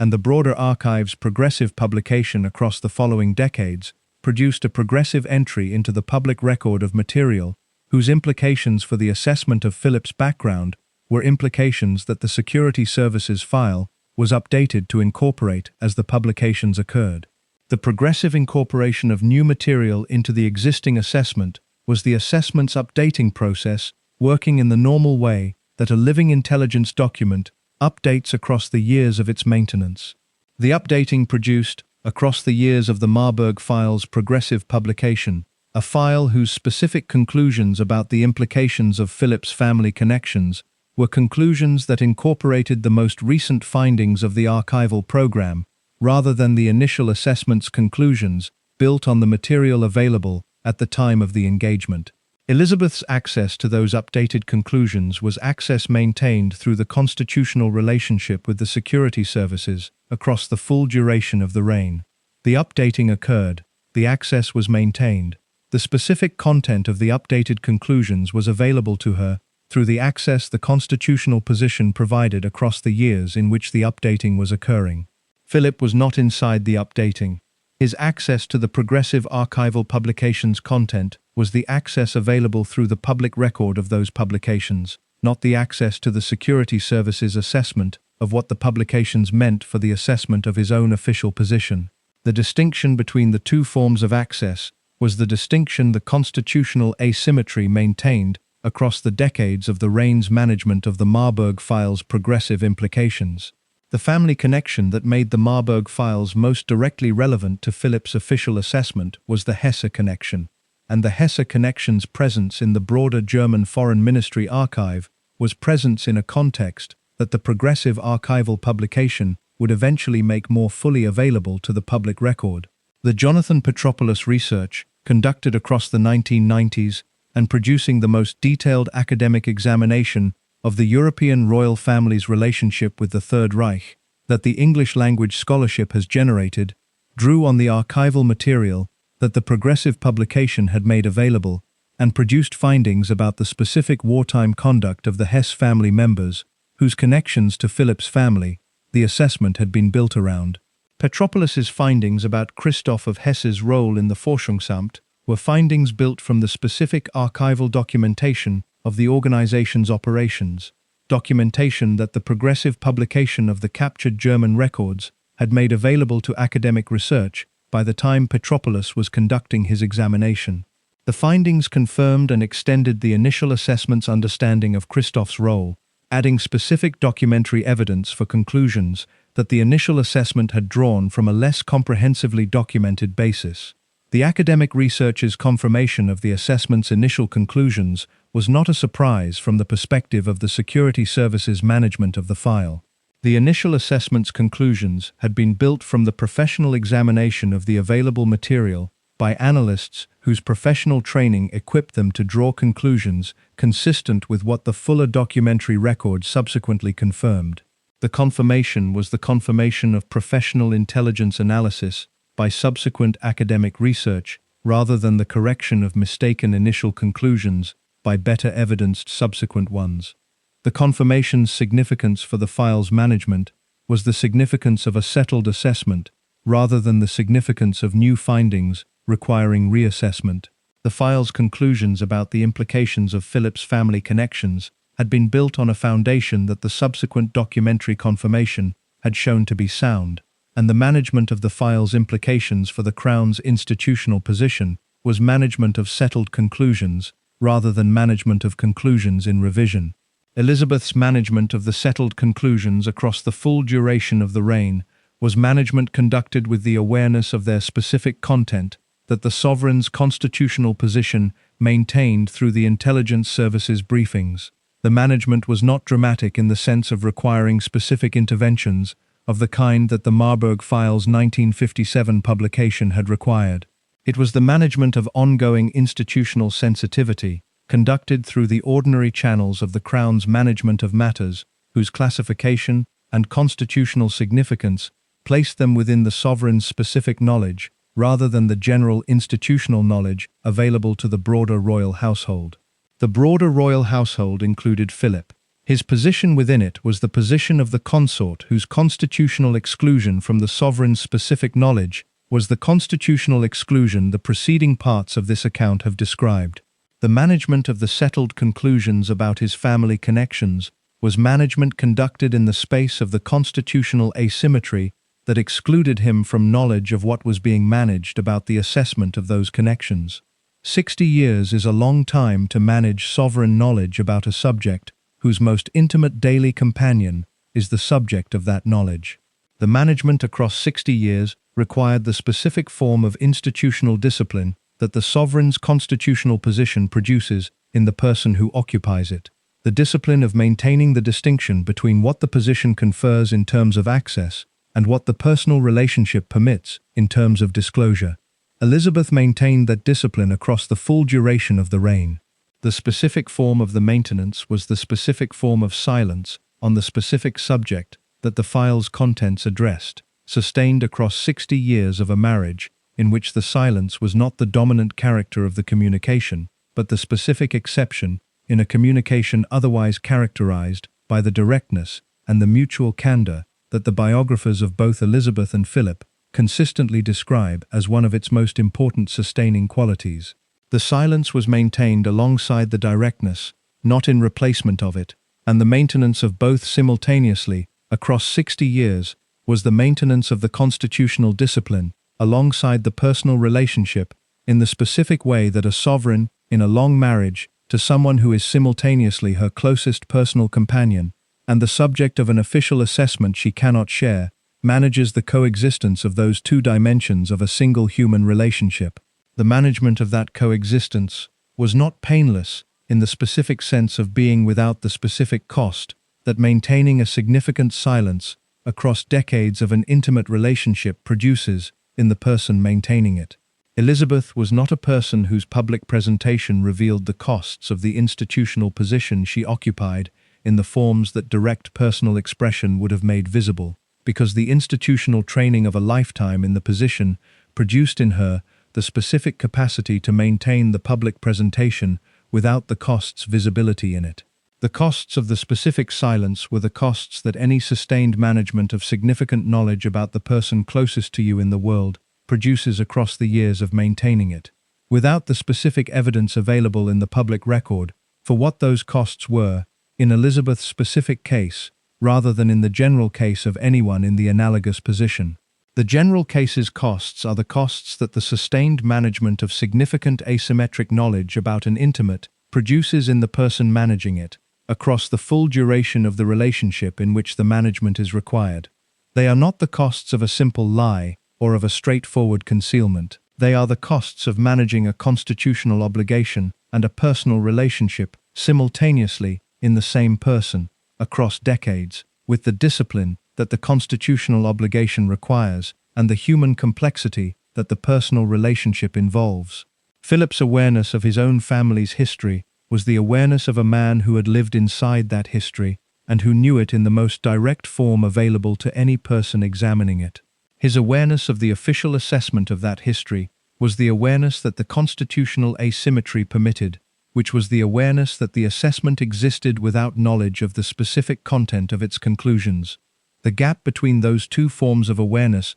was the gap the secret occupied in the marriage across 60 years. The gap was not the gap of a complete unknown on Philip's side. It was the gap of an incomplete knowledge, of knowing enough to understand the territory and not knowing enough to know what the official assessment of the territory had specifically concluded about the man who inhabited it. The name dispute that came closest to making the gap's existence directly visible in the marriage's documented public record was not the Marburg files or the intelligence assessment. It was a dispute about something as apparently simple as what the royal family should be called, a dispute that Philip did not know had been resolved partly through the management of concerns whose documentary basis was in the file he could not read. The name dispute and what it tells about the gap's operation in the most concrete institutional event of the early reign belongs to the following part of this account, because it is the event in which the constitutional asymmetry produced its most concrete and most documented consequence in Philip's direct experience of his position,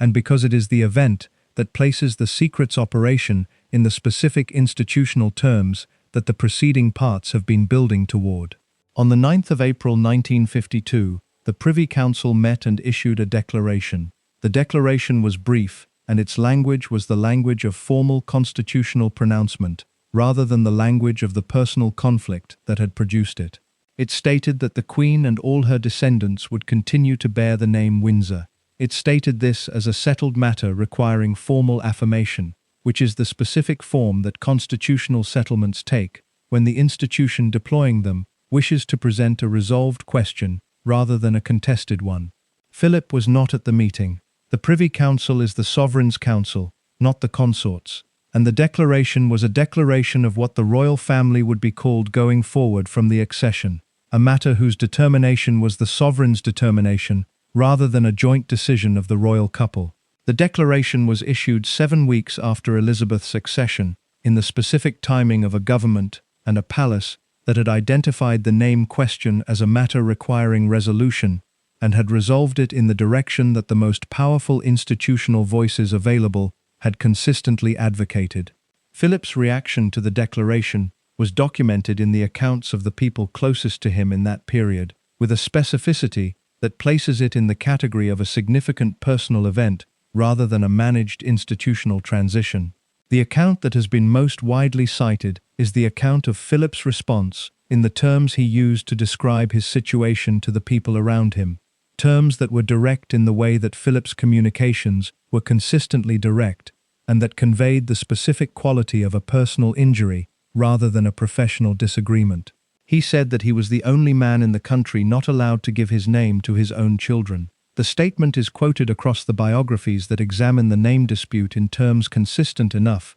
across the independent sources to have the quality of something Philip said in enough contexts that the people who heard it retained it with the specificity the quotation reflects. It is the statement of a man who understood precisely what the name decision had done to his position in his own family, and who described that understanding in the most direct available terms. The name question had arisen in the specific way that questions of this kind arise in constitutional monarchies, through the intersection of personal circumstance and institutional convention that the personal circumstance requires the institutional convention to address. Elizabeth had been Princess Elizabeth before the accession, the daughter of King George VI, and the family name she had grown up bearing was Windsor. When she became queen, the question of what the royal family's name would be going forward was a question that had a traditional answer in the convention governing the names of royal families, which was that the family took the name of the husband rather than the name of the wife. The convention was the convention that operated in the British royal family's own history, the history through which the family had taken successive names as the bloodline passed through different marriages. The Saxe-Coburg-Gotha name that the family had changed to Windsor in 1917 had been taken when Queen Victoria married Prince Albert of Saxe-Coburg-Gotha, and the family's name reflected the paternal line in the way that the convention required. The 1917 change to Windsor had been the specific wartime decision to replace a German-sounding name with an English one, and the Windsor name it replaced the German name with was the name that had carried the royal family's identity from that decision through the reign of George V and George VI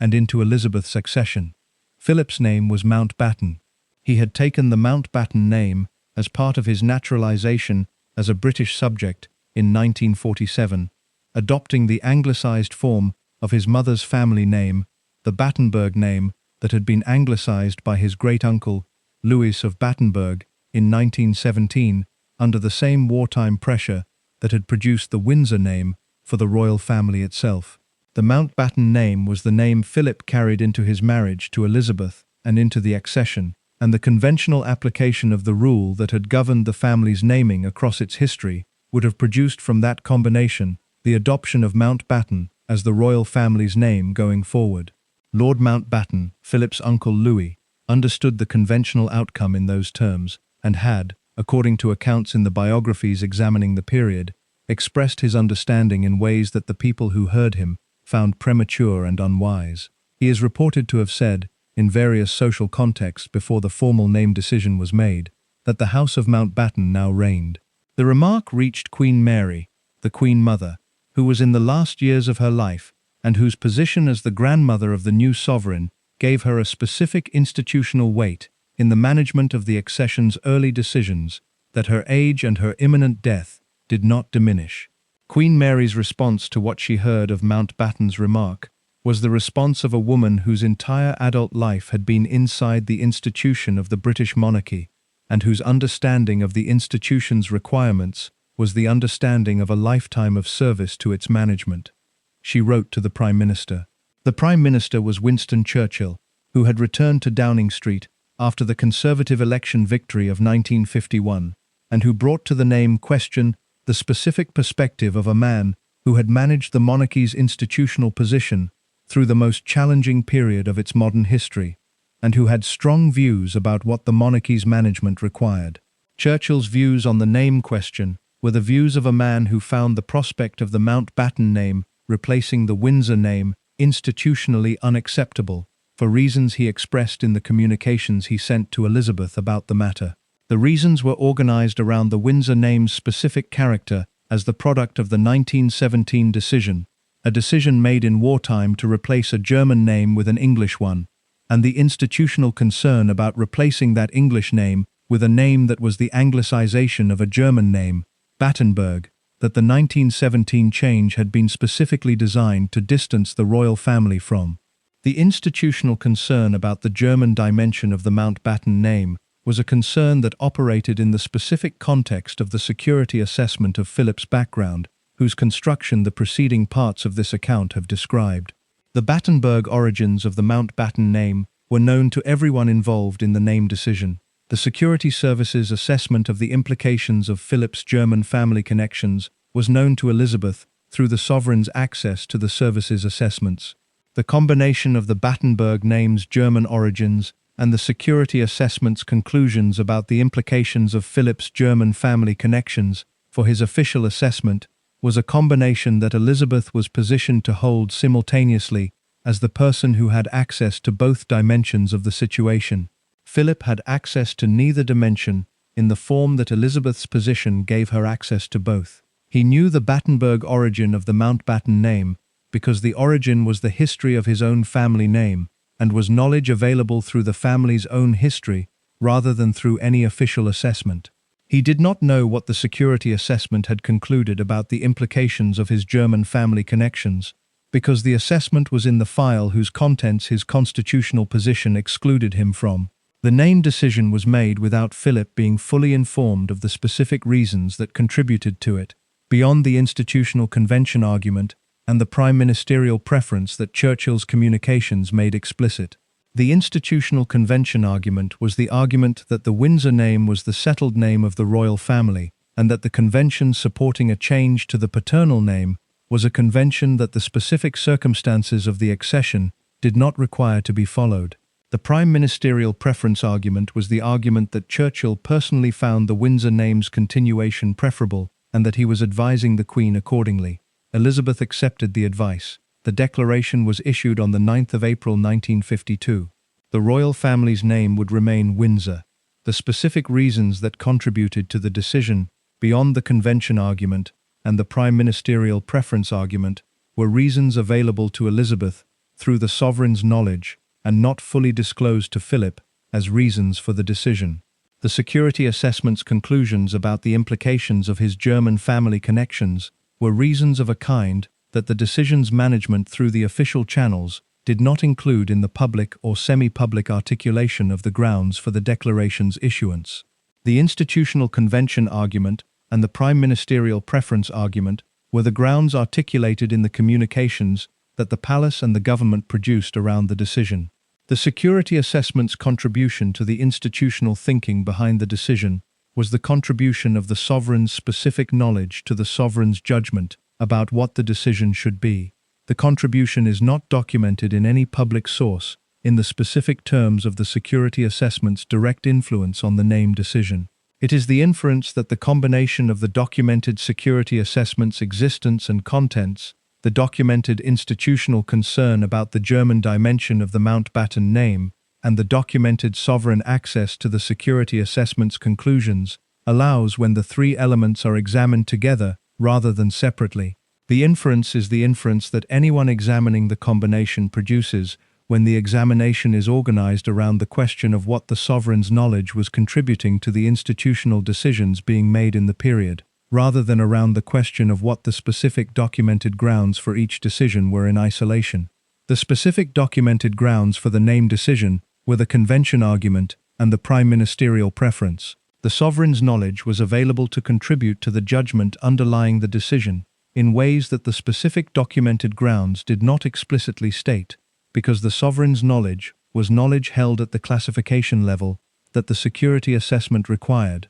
and the classification level's management protocols did not produce public documentation of contributions to institutional decisions at that classification level. Philip did not know about the contribution, because the contribution was from the sovereign's knowledge that his position excluded him from, and because the specific documented grounds presented to him in the explanations offered for the name decision were the grounds of the institutional convention argument and the prime ministerial preference, rather than the grounds available through the sovereign's specific knowledge of the security assessment. The experience of being excluded from the decision-making about what his own name would mean for the family he was building with Elizabeth, without being fully informed of the specific reasons that had contributed to the decision, was the experience that Philip's statement about being the only man in the country not allowed to give his name to his own children described. The statement's specific quality of personal injury, rather than professional disagreement, reflects the specific character of the exclusion it was describing, which was the exclusion of the most personally intimate kind available in the context of a man's relationship to the naming of his own children and the institutional management of what his name represented. The exclusion was managed by the palace's communications about the name decision in the specific way that the palace manages institutional decisions that have grounds which cannot be fully disclosed in the communications that the management of the decision produces. The management presented the decision as a settled matter of institutional convention and prime ministerial advice, communicated in the formal language of constitutional pronouncement, without the fuller account of the grounds that the sovereign's specific knowledge had contributed to the judgment behind the decision. Philip was inside the management's target audience for that communication. He received the decision's grounds in the form the management presented them. He did not receive the fuller account because the fuller account was in the dimension of the grounds that the constitutional asymmetry maintained outside his access.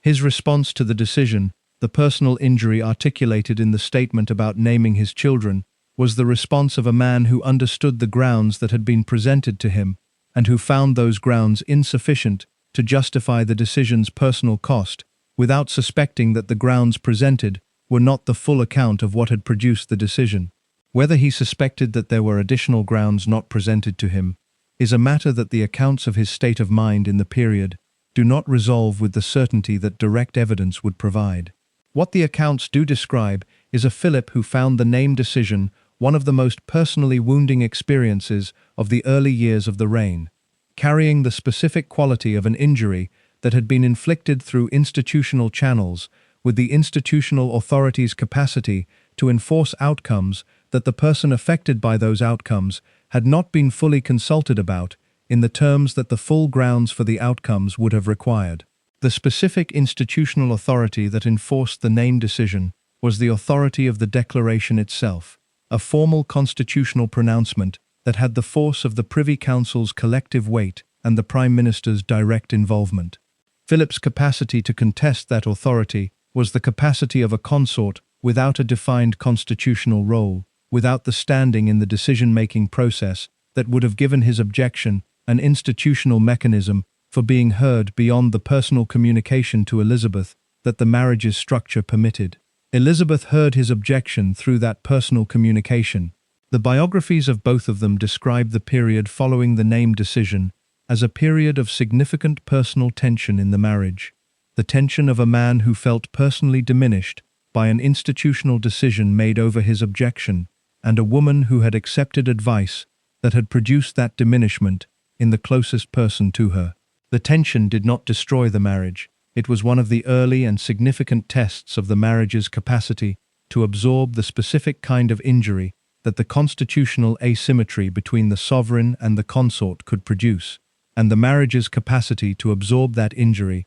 was demonstrated across the decades of its subsequent duration. The tension was real and documented and produced a period of strain that the accounts of the period describe consistently. The marriage's subsequent character demonstrates that the strain was absorbed and managed within the relationship, rather than becoming the dominant condition of the relationship going forward. The partial restoration of the Mountbatten name in 1960 was the institutional acknowledgement that the 1952 decision's management of Philip's position had produced consequences for the marriage, and for Philip's personal position, that the institution found it appropriate to partially address. The 1960 declaration, issued in February of that year, announced that descendants of the royal family who were not bearing royal titles would use the hyphenated name Mountbatten Windsor. The partial restoration was partial in the specific sense that it applied to descendants without royal titles, rather than changing the royal family's formal name to Mountbatten Windsor in the comprehensive way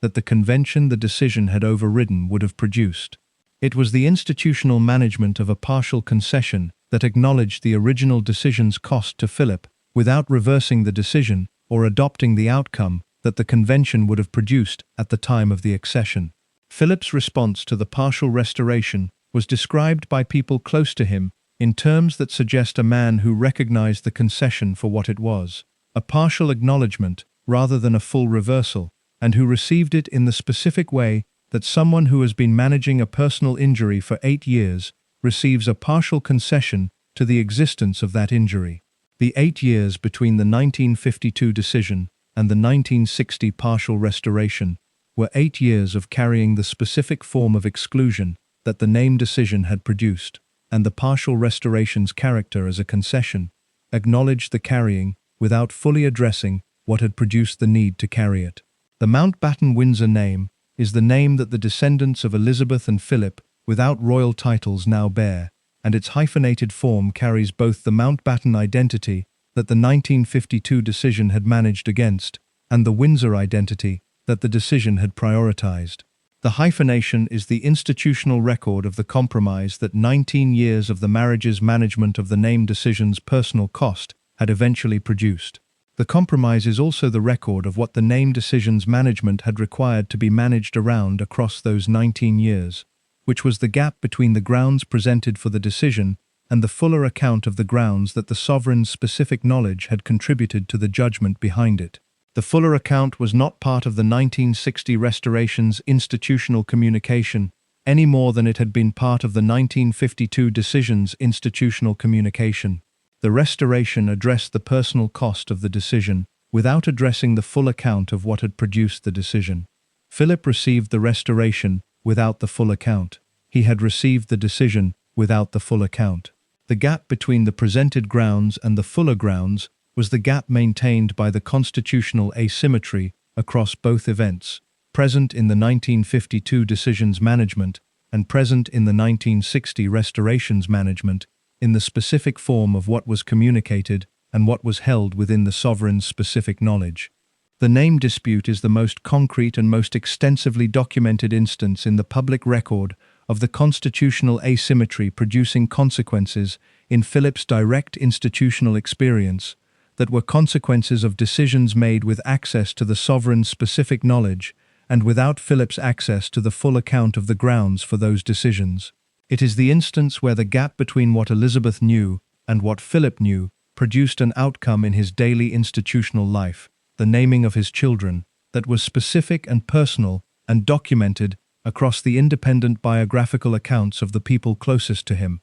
The other instances of the constitutional asymmetry's operation across the decades of the reign are instances less directly documented in the public record's specific terms, because the other instances did not produce the same kind of public and semi-public expression of personal injury that the name decision produced in Philip's documented statements. They are instances where the asymmetry operated within the sovereign's constitutional management of the institutional concerns, whose documentary basis was in the file Philip could not read, without producing events in Philip's direct experience that generated the same documented expression of personal impact. The name dispute's status as the most concretely documented instance of the asymmetry's operation in Philip's personal experience gives it the specific evidential weight that the preceding parts of this account have been building toward, the weight of a concrete case where the gap's existence produced a specific and documented outcome in the marriage's institutional life, an outcome whose management reflected the sovereign knowledge that Elizabeth held and that Philip was excluded from. Across the 60 years of the reign that followed the 1952 decision, the management of the gap's operation in the marriage's institutional life was the management of the constitutional discipline, alongside the personal relationship that the preceding parts have described. The name dispute was the early and sharpest expression of what the constitutional discipline's maintenance required in the marriage's specific context, the context of a woman who was simultaneously the man's sovereign and his wife, and who was managing the institutional requirements of the sovereign's position in relation to a man who was simultaneously the sovereign's consort and the subject of the official assessment the sovereign could read and the consort could not. The management required the specific institutional discipline that the constitutional position produced in the person who occupied it. Elizabeth occupied the position. The discipline's maintenance across 60 years was the maintenance that the reign's full duration produced in the person who held it, across the specific events that tested it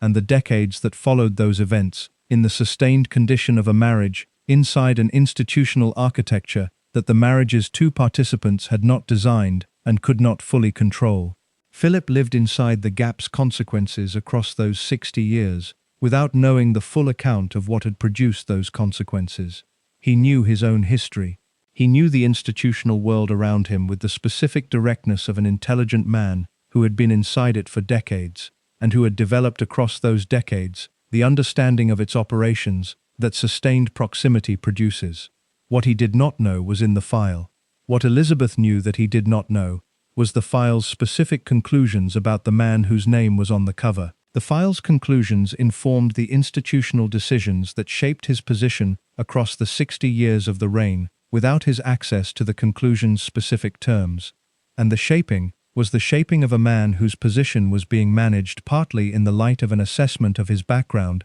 whose specific content was held in the sovereign's knowledge rather than the consort's access. 60 years is a long time to be managed in that way. The following part of this account examines what that management looked like across the full duration of the reign, through the specific events that bear on its operation, and the general character of the marriage's management of the constitutional asymmetry across the decades that the name dispute's early sharpness gave way to. The 1950s settled into a decade of managed transition for the marriage and the reign simultaneously, the two transitions being neither identical in their requirements nor separable in their management, because the marriage was inside the reign and the reign was conducted by the person inside the marriage, and the management of each produced consequences for the other, that the management of both together required to be held in a single person's awareness across the full duration of the decade and the decades that followed. Elizabeth managed both with the specific quality of sustained institutional discipline that the biographers of the reign most consistently identify as its most characteristic feature. The discipline was not the discipline of someone performing institutional requirements reluctantly, of someone whose natural inclination was in a different direction from the position's demands, and who was managing the gap between inclination and requirement through controlled suppression. The discipline was the discipline of someone whose formation had produced a genuine alignment between personal identity and institutional function, for whom the performance of the sovereign's role was not a performance in the theatrical sense, but the expression of a genuine understanding of the position's requirements and a genuine commitment to meeting them. The specific quality of the discipline made the management of the constitutional asymmetry's consequences for the marriage a management that operated without the external signs of strain that a less disciplined person's management of the same situation would have produced. The people around Elizabeth across the decades of the reign describe, consistently, a sovereign whose public presentation of the marriage and its management did not reveal the specific tensions that the constitutional asymmetry was generating within it, because the discipline that maintained the public presentation extended to the management of those tensions in the form of their containment within the marriage's private architecture, rather than their expression in the public dimension of the sovereign's conduct. The containment was not the containment of a painful secret from which relief was unavailable. It was the containment of a constitutional obligation whose specific character required its management within the person who held it, rather than in the public channels that the person's position made available for other dimensions of the institutional life. The constitutional obligation of the sovereign's relationship with the intelligence services was an obligation whose specific character was the character of classification, of the specific requirement that classified intelligence be managed within the access protocols that govern its dissemination, and not outside those protocols, through the sovereign's personal disclosure to people outside the protocol's defined access. Philip was outside the protocol's defined access for the specific intelligence whose classification level placed it outside the consort's access rights. The containment was the compliance with the protocol's requirement, rather than the personal suppression of a desire for disclosure. Whether Elizabeth experienced the compliance as a straightforward institutional requirement, or as something more complicated by the personal relationship's character, is a matter that the public record does not address in the specific terms that the distinction would require. What the public record does address is the marriage's character across the decades, described by the biographers who examined it most carefully, and by the people closest to the couple across the different periods of the reign, in terms that produce a consistent picture of a marriage whose complexity was managed within its private architecture rather than expressed in its public dimension. Sally Bedell Smith's biography of Elizabeth, published in 2012, and drawing on access to a wider range of sources than most previous biographical examinations had assembled, describes the marriage across the full duration of the reign in terms that emphasize its genuine partnership quality, alongside the specific tensions that the constitutional asymmetry produced at specific points. The partnership quality was real and sustained, described by the people who observed the couple across the decades as the specific quality of two people who had developed across the years of the marriage a mutual understanding that was both personal and institutional, a shared comprehension of the position they were both inside, and the requirements that position placed on both of them. The mutual understanding was built partly from the shared experience of being inside the institution together across decades, and partly from the specific communication that the marriage's private architecture permitted between two people whose public roles placed them inside different dimensions of the institution's constitutional structure. Elizabeth and Philip talked. The people who were close enough to both of them to have observed the private dimension of the marriage across different periods describe a couple whose private communication was characterized by the directness and the mutual engagement of two people who found each other genuinely interesting and whose specific forms of intelligence complemented rather than competed with each other. Philip's intelligence was the intelligence of someone whose engagement with ideas was direct, and whose expression of that engagement was consistently unfiltered by the institutional caution that the environment around the sovereign produced in most of the people inside it. He said what he thought. The saying of what he thought was a quality that the people around Elizabeth found occasionally alarming, and that Elizabeth herself found, by the consistent accounts of those who observed their private interactions, one of the most valued qualities in the relationship. He was the person who told her directly what he thought, rather than telling her what the institutional machinery around her preferred her to be told. Elizabeth's intelligence was the intelligence of someone whose formation had produced an acute capacity for the absorption of large amounts of complex information and the retention of what the information contained, without the expression of the processing that absorption and retention required. She read the red boxes. She remembered what they contained. She applied what she remembered to the institutional decisions that the box's contents required decisions about, without the expression of the application's cognitive dimensions being visible in the public presentation of the sovereign at work. The two forms of intelligence together produced in the private dimension of the marriage a communication that the biographers describe as substantive and engaged, rather than the managed communication that the institutional world around both of them produced in their public interactions with the people inside it. The substantive engagement was the quality that Elizabeth valued in the relationship, and that the people close to both of them identify as one of the marriage's most important sustaining characteristics across the decades of its duration. The substantive engagement was the communication within which the specific gap of the constitutional asymmetry's consequences operated,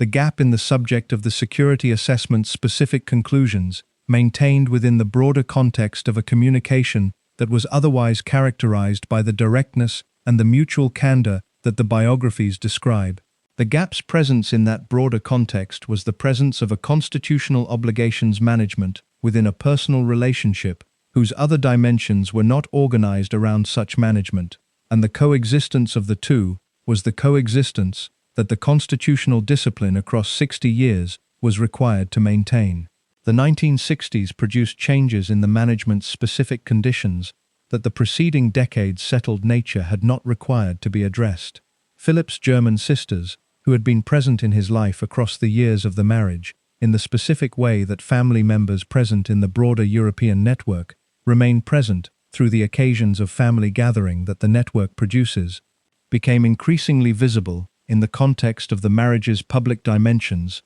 as the post-war decades' distance from the wartime period produced a relaxation of the specific management requirements that the wartime connection's sensitivity had demanded in the immediate post-war years. The sisters' visits to Britain and their presence at family occasions connected to the royal family's calendar were occasions that the palace's management of the family's public presentation had addressed with specific care across the years when the wartime connection's sensitivity was most acute. The management of their presence at the wedding in 1947 had produced the specific decision that none of the German relatives would be invited, a decision whose management of the public presentation of Philip's family connections reflected the specific assessment of the period about what the invitation of people with the sisters' family histories would communicate to the British public in the immediate aftermath of the war. The sisters were not invited to the wedding. Philip was aware of the reasons for their exclusion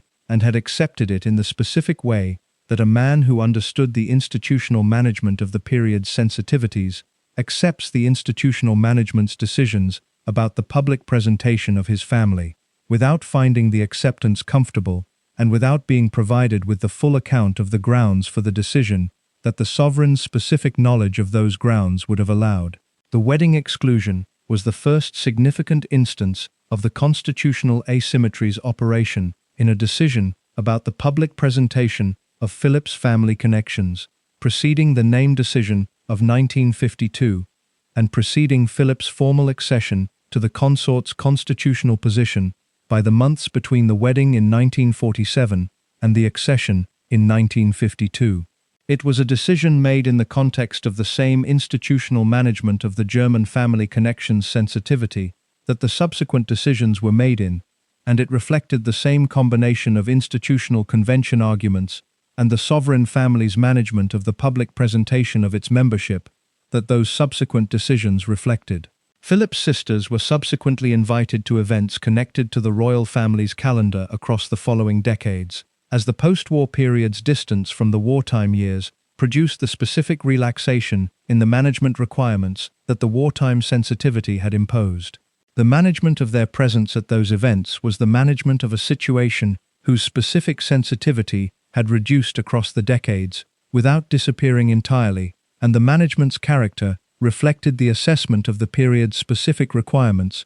rather than a fixed institutional position that did not adapt to the changed conditions of the post-war decades. The historical reassessment of the German royal family's wartime conduct, produced across the academic work of the 1980s and 1990s, was the academic dimension of the changed conditions that the post-war decades produced in the management of the specific territory the security assessment had been built around. The reassessment produced, across the work of scholars including Jonathan Petropoulos and the German historians who were examining the Third Reich's relationship with the European aristocracy as part of the broader post-war historical examination of the regime's conduct, a more specific and more documented account of what the men in Philip's family had done during the wartime years than the initial assessment had been built on. Petropoulos's work was the most directly relevant to Philip's specific family connections, because his research had specifically examined the Hesse family's wartime conduct and the German royal network's relationship with the Nazi apparatus,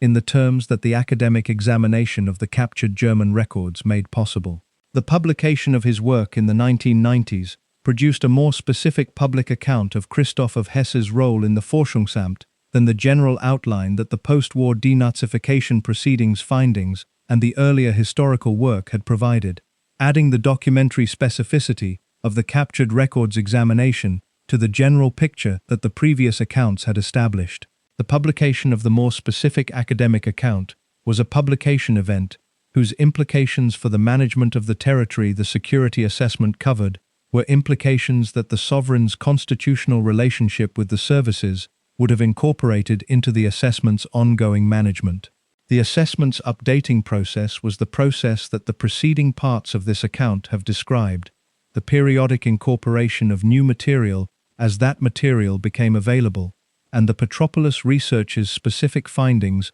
were material of the kind that the updating process would have required to be assessed for their implications for the existing assessment's conclusions. Philip's access to the Petropolis research was the access of someone who could read published academic work, which was the public access available to anyone who chose to examine the scholarship on the European royal family's relationship with the Third Reich. He was aware of the broader territory of the research, and of the specific question of his family's wartime connections in the terms that the public scholarly discourse made available across the years of its development. His public engagement with the territory, across the occasions when the question of his German family connections arose, in the contexts that his public role generated, was the engagement of a man who had decided on a consistent position and who maintained that position across the different contexts in which the question arose. The position was the position of acknowledgement without elaboration, the acknowledgement that his brothers-in-law had been members of the Nazi Party,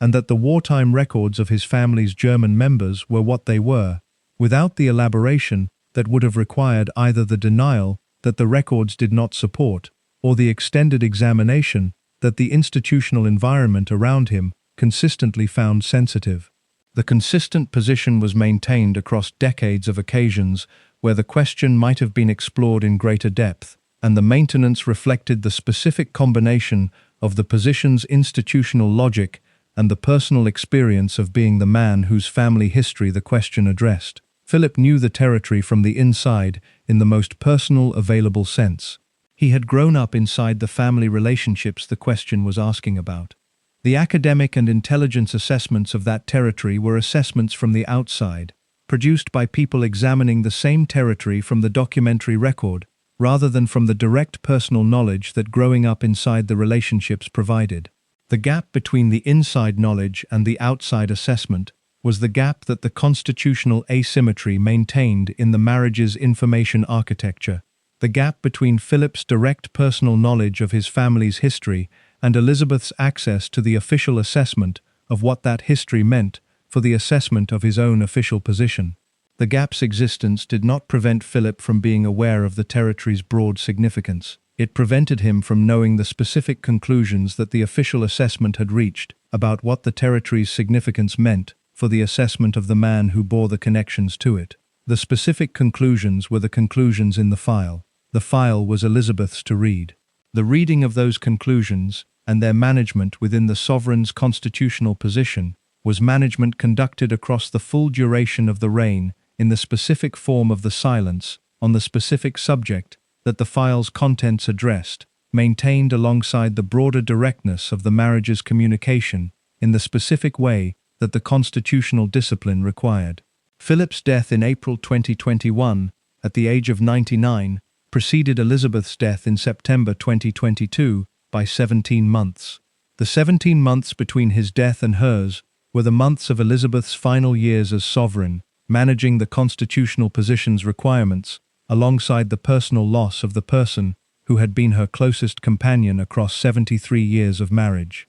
The management of those 17 months was the management of a sovereign in her final period of service to the institution, conducted with the same quality of sustained institutional discipline that had characterized the management across the preceding decades. The specific loss of Philip's presence was a loss that the accounts of the people around Elizabeth in those final months describe in terms consistent with the loss of the person who had been the most immediate and most consistent presence in the daily reality of her existence for the longest sustained period of her life. The loss and the management of the loss were simultaneous conditions of those 17 months, as they had been simultaneous conditions of the marriage's full duration, in the specific sense that the constitutional discipline's management and the personal relationships' maintenance had been simultaneous conditions throughout. The simultaneity had been the marriage's most consistent characteristic in the dimension that the constitutional asymmetry produced. The coexistence of the constitutional obligations management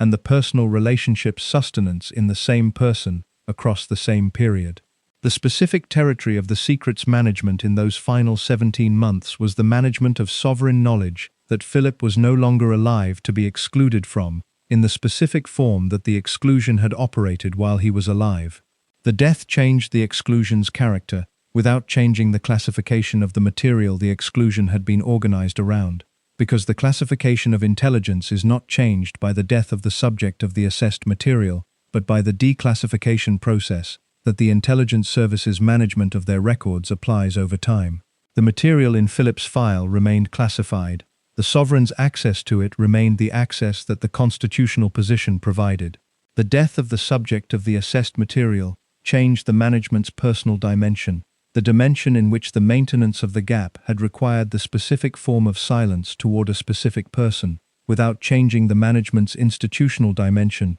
the dimension in which the classified materials management was the management of institutional sensitivity rather than personal sensitivity. The institutional sensitivity was the sensitivity that had organized the file's management across the decades of the reign, rather than the personal sensitivity that the specific relationship with Philip had added to the management's specific form. The file was a file about Philip, but it was also a file about the implications of Philip's family connections for the Crown's institutional position, and those implications did not cease to be institutionally significant because Philip had died. The Crown's institutional management of the territory the file covered was management that extended beyond Philip's personal connection to the territory, into the broader management of the Crown's relationship with the historical record of its extended network's wartime conduct, a management whose requirements the preceding parts of this account have described through the Marburg files and the academic research and the other specific events that bore on the territory across the decades of the reign. Elizabeth's management of that broader institutional territory across the 17 months between Philip's death and her own was the management of a sovereign whose health was declining across the period, and whose engagement with the constitutional obligations of the position was engagement conducted with the sustained commitment that the position's requirements had always received from her. In the reduced physical circumstances that the final year of the reign produced in the person of a 96-year-old woman managing a sovereign's responsibilities in the condition that extreme age produces. The management's character in those final months was the management of the same constitutional discipline across the reduced circumstances of the final year, conducted with the quality of commitment that the decades of the reign's preceding management had established as the standard, and that the final year's management maintained as the standard, even in the circumstances of a decline that the people around Elizabeth in those months describe with the care that the description of someone's final months requires. Philip had been the person she had spent the greatest proportion of her adult life alongside, 73 years of daily proximity, of the specific knowledge of another person that decades of sustained cohabitation produces, of the mutual understanding that a marriage between two intelligent people builds across the accumulation of shared experience and shared institutional life that 73 years provides. The 73 years had included the 60 years of sovereign knowledge that the reign's duration had produced after the accession in 1952.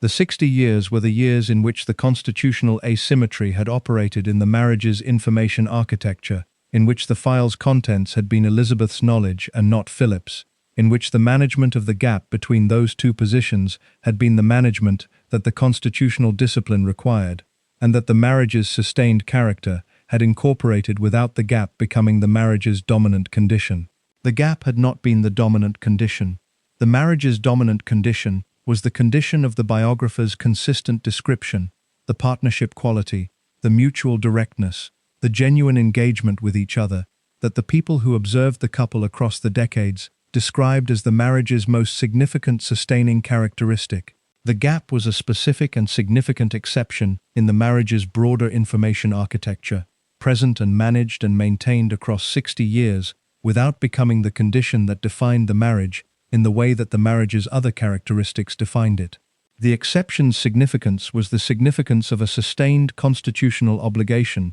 managed within a personal relationship for 60 years, which is a significant and specific thing, even when the relationship's other characteristics are the characteristics that the biographer's consistent description emphasizes. The exceptions management was the management that Elizabeth carried across those 60 years in the specific form of the silence on the specific subject that the file's contents addressed. The silence was the secret's specific form in the marriage. It was not the silence of someone managing guilt about deception, because the constitutional obligation whose management the silence was the expression of was not a deception in the personal sense, but a constitutional requirement in the institutional sense, a requirement produced by the architecture of the British state's intelligence management rather than by the personal choice of the person managing it. The distinction between constitutional requirement and personal choice is the distinction that places the secret in the category of institutional management rather than the category of personal concealment, and it is a distinction that the management's character across the decades consistently reflects. The management was institutional in its origins and institutional in its form, produced by the constitutional architecture and maintained through the constitutional discipline, rather than produced by a personal decision and maintained through personal suppression. The institutional character of the management does not diminish the personal significance of what the management produced in the marriage's information architecture. A constitutional requirement that produces a significant gap in the information shared between two people inside a marriage is a constitutional requirement with personal consequences, and those consequences are personal regardless of the institutional character of the requirement that produced them. Philip experienced the consequences in the specific forms that the preceding parts of this account have described: the name decision's personal injury and the wedding exclusion, and the management of his family's public presentation across the decades of the reign, conducted with access to the grounds for those decisions' management that the consort's constitutional position excluded him from. The consequences were personal in their experience, even when the institutional character of what produced them was the institutional character of the constitutional architecture rather than the personal choice of the sovereign who managed within that architecture. Elizabeth held the sovereign knowledge across 60 years. The holding was the holding of a constitutional obligation within a personal relationship, managed with the institutional discipline that the constitutional position required and with the personal commitment that the marriage's character produced in the person managing it. The management produced the secret in the specific form of the silence on the specific subject across 60 years of the marriage's duration. The 60 years ended with Philip's death in April 2021. The secret's personal dimension, the dimension organized around the specific exclusion of a specific person from the specific knowledge, ended with the death of the specific person whose exclusion had organized that dimension. The institutional dimension continued in the management of classified material, whose classification does not end with the death of its subject. Elizabeth died in September 2022. The knowledge she had held as sovereign knowledge across 60 years of the reign went with her, into the silence that death makes permanent in the way that the constitutional obligations management had made it permanent across the 60 years of the sovereign knowledge's duration. What she took to the grave, and what the specific content of the 60 years management tells about what she took, belong to the final substantial part of this account, which examines what the secret was in the most specific terms that the documented record allows, and what the taking of it to the grave tells about the institutional and personal character of the management across the full duration of its 60-year operation. Elizabeth died at Balmoral on the 8th of September 2022 at 3:10 in the afternoon, with her family around her. She was 96 years old and had been queen for 70 years and 214 days, the longest reign in the recorded history of the British monarchy, and one of the longest in the recorded history of any monarchy in the world. She had been the head of state of 15 countries simultaneously, the head of the Commonwealth of Nations, the Supreme Governor of the Church of England,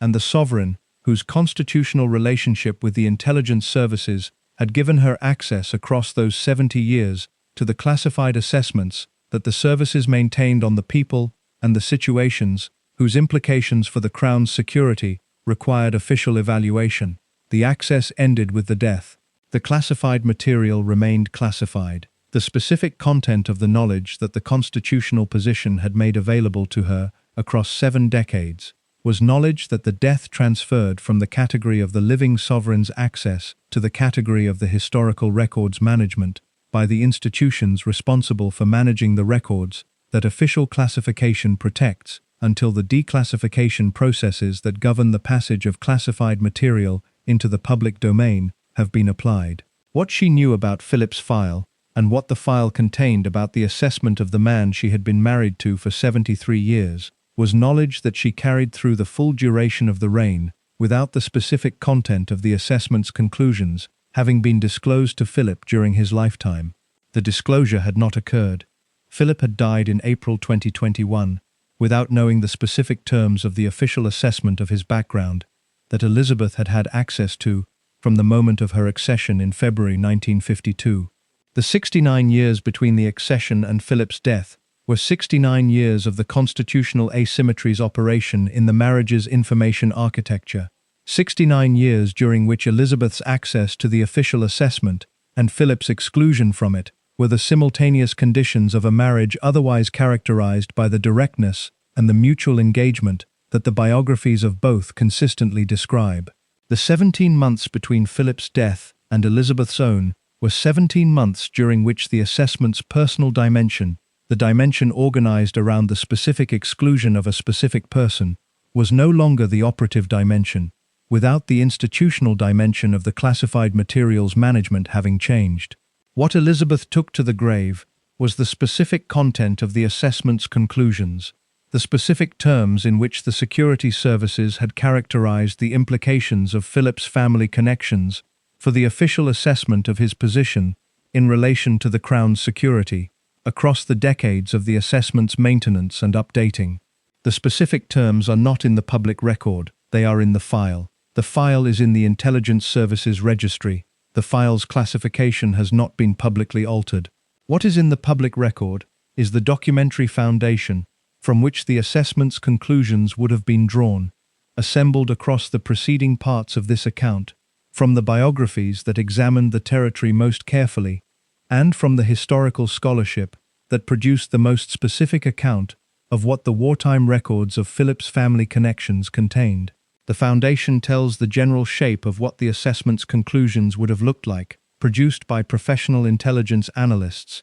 applying the assessment standards of the post-war period to the specific material available to them. The general shape is the shape of an assessment that found a man whose personal conduct across the wartime years was unambiguous in its implications for the evaluation of his personal position, alongside a family connections record whose most operationally significant dimension was a brother-in-law's service in a Nazi intelligence organization, producing a combined assessment whose overall conclusion reflected the weight of both dimensions rather than either alone. The combined assessment's conclusion was the conclusion of ongoing monitoring rather than comprehensive clearance, of a continuing assessment rather than a resolved determination, organized around the professional requirement to maintain a documented evaluation of a senior royal figure's background whose most significant dimension required ongoing rather than one-time assessment. The ongoing assessment is the specific form of the file's character that Elizabeth's access to it through the constitutional position maintained as an ongoing feature of the sovereign's knowledge, rather than a one-time finding that the accession had established and the subsequent decades had left unchanged. The ongoing character meant that the knowledge was not the knowledge of a fixed conclusion, read once and retained across the decades. It was the knowledge of a living document, whose content was updated as the assessment's material base was updated, across the archival publications and the academic research, and the specific institutional events that bore on the territory the assessment was built around. The knowledge across 60 years was therefore knowledge of the assessment's development, as well as of its initial conclusions, knowledge of how the progressive examination of the captured German records and the academic research's specific findings had refined and extended the initial assessment's picture of what Christoph's role in the Forschungsamt had entailed, and what the specific terms of his operational involvement with a Nazi intelligence organization meant for the assessment of the family connection to him that Philip bore. Jonathan Petropoulos's research, which produced the most specific available account of the Hesse family's wartime conduct in the English-language scholarship, was research that Elizabeth was positioned to receive through the sovereign's access to the intelligence services incorporation of its findings into the assessment's ongoing management, alongside whatever she read directly in the publicly available academic literature that the research produced. The combination of the sovereign's access to the service's assessment of the research's implications and the public availability of the research itself placed Elizabeth in a position of knowledge about the specific territory that was more complete than the knowledge available to anyone examining the public record alone, because the sovereign's access added the service's professional evaluation of the research's implications to the research's own findings. The more complete knowledge was the knowledge that the taking to the grave took, because the more complete knowledge was the knowledge produced by the sovereign's constitutional position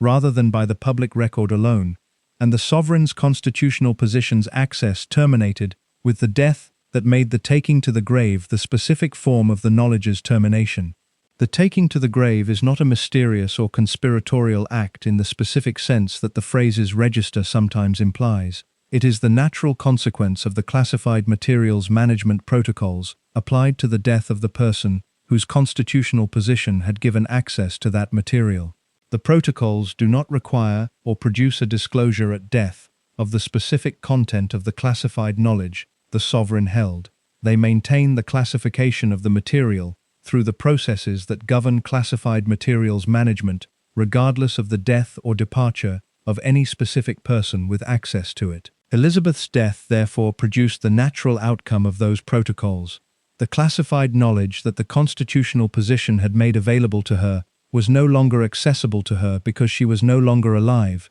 and the knowledge's specific content remained in the classified records rather than entering the public record through the death's occurrence. The taking to the grave is what the protocols produce when applied to this specific situation. It is not a choice made against an available alternative. It is the outcome of an institutional architecture applied to a specific constitutional situation, the situation of a sovereign who dies while holding classified knowledge about the official assessment of her deceased husband's background. Why Elizabeth never disclosed the specific content of the assessment to Philip during his lifetime is the more interesting question, because the non-disclosure during his lifetime was the non-disclosure that the constitutional obligation required, rather than the natural outcome of a protocol applied at death. The protocol at death is automatic. The non-disclosure during his lifetime was the sustained management of the constitutional obligation across 69 years of a marriage, in which the obligation's maintenance required the specific form of silence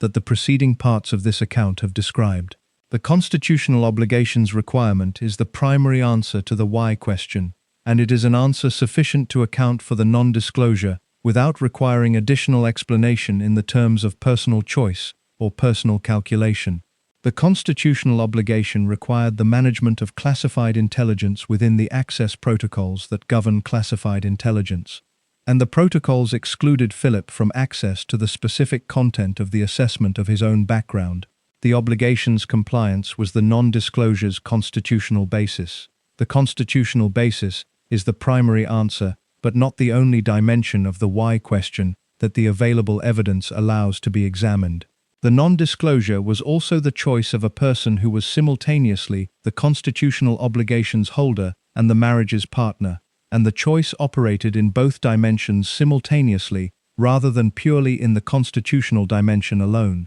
The personal dimension of the choice is the dimension that the available evidence cannot address with the specificity that the constitutional dimension's documented institutional architecture allows, because the personal dimension of the choice was made within the private architecture of the marriage rather than within the documented institutional architecture of the constitutional obligation. The private architecture of the marriage is the architecture that the biographers have examined most carefully, and the examination produces the picture of a marriage whose private communication was characterized by directness and mutual candor in dimensions other than the specific subject of the security assessment's conclusions. The directness and mutual candor in the other dimensions produces the inference that the specific silence on the security assessment subject was a maintained exception in a communication otherwise characterized by its opposite, and the maintained exception's persistence across 69 years of a communication otherwise characterized by directness suggests that the constitutional obligation's management was the specific reason for the exception,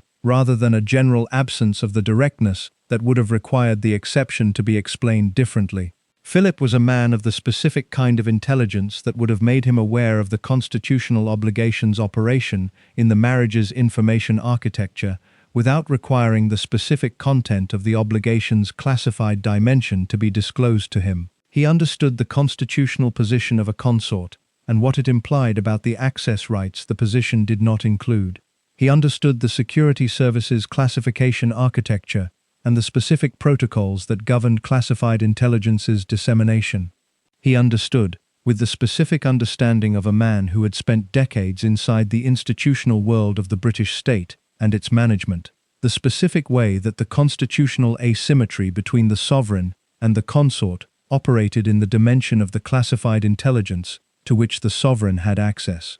His understanding of the general architecture did not produce knowledge of the specific content of the assessment about him, because the general understanding of how the architecture works is not the same as specific access to what the architecture contains in a particular case. He understood the shape of the gap without knowing the specific content of what the gap contained, and the shape's understanding was the understanding that the constitutional architecture made available to someone in his position, rather than the content's understanding that the sovereign's access made available to someone in Elizabeth's position. The shape's understanding, combined with the specific personal experience of the gap's consequences in the name decision and the wedding exclusion and the management of his family's public presentation across the decades, was sufficient to produce in Philip the general awareness of what the constitutional asymmetry meant for the management of his position within the institutional world he and Elizabeth both inhabited. The general awareness was the awareness he carried across the years of the marriage alongside the marriage's other qualities,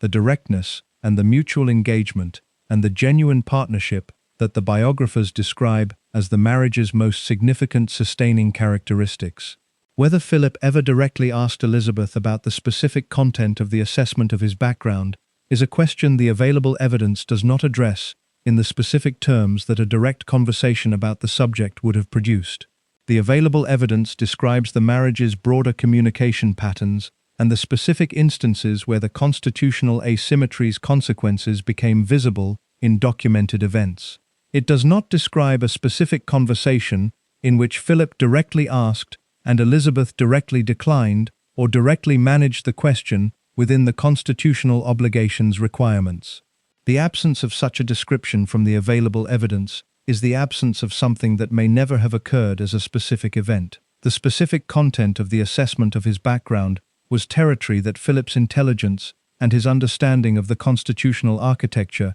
may have led him to avoid raising directly with Elizabeth, not because he was uninterested in what the assessment contained, but because the raising of the specific question would have required Elizabeth to manage the constitutional obligation in a form whose management would have produced an explicit articulation of the exclusion that the gap's existence implied, without that articulation ever having been required. The implicit management of the constitutional obligation, through the sustained silence on the specific subject, rather than through the explicit management of a directly posed question, was a management that the marriage's communication style and the institutional understanding both partners brought to the management of the constitutional architecture within the personal relationship permitted to operate without the specific articulation that a directly posed question would have required. The implicit management was the management that operated across 69 years of the marriage's duration. It was the management of a constitutional obligation within a personal relationship,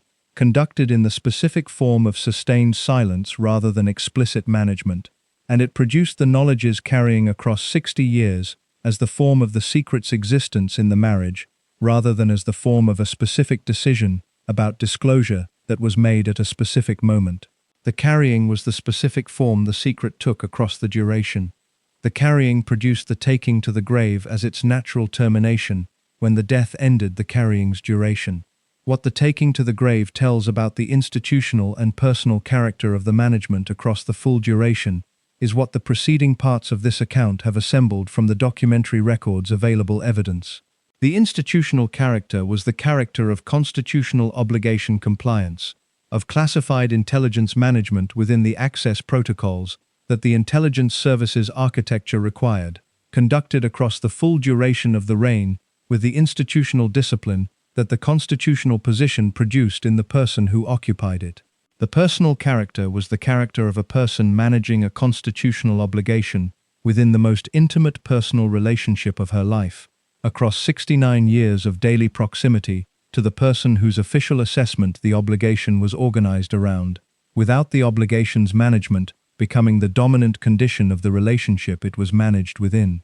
The marriage's dominant condition was the condition the biographers describe. The constitutional obligations management was the specific and significant exception in the marriage's broader information architecture, present and maintained, and carried across 69 years, without becoming the condition that defined the marriage in the terms that the marriage's other characteristics defined it. The exception's significance is the significance of a specific and documented institutional architecture, producing a specific and significant gap in the information shared between two people inside a marriage across 69 years of its duration. The gap's existence, its maintenance, and the circumstances that produced it are the documented facts that the available evidence supports. The specific content of what the gap contained is the content in the file whose access has not been extended to the public record by the declassification processes that the intelligence services management of their classified records applies over time.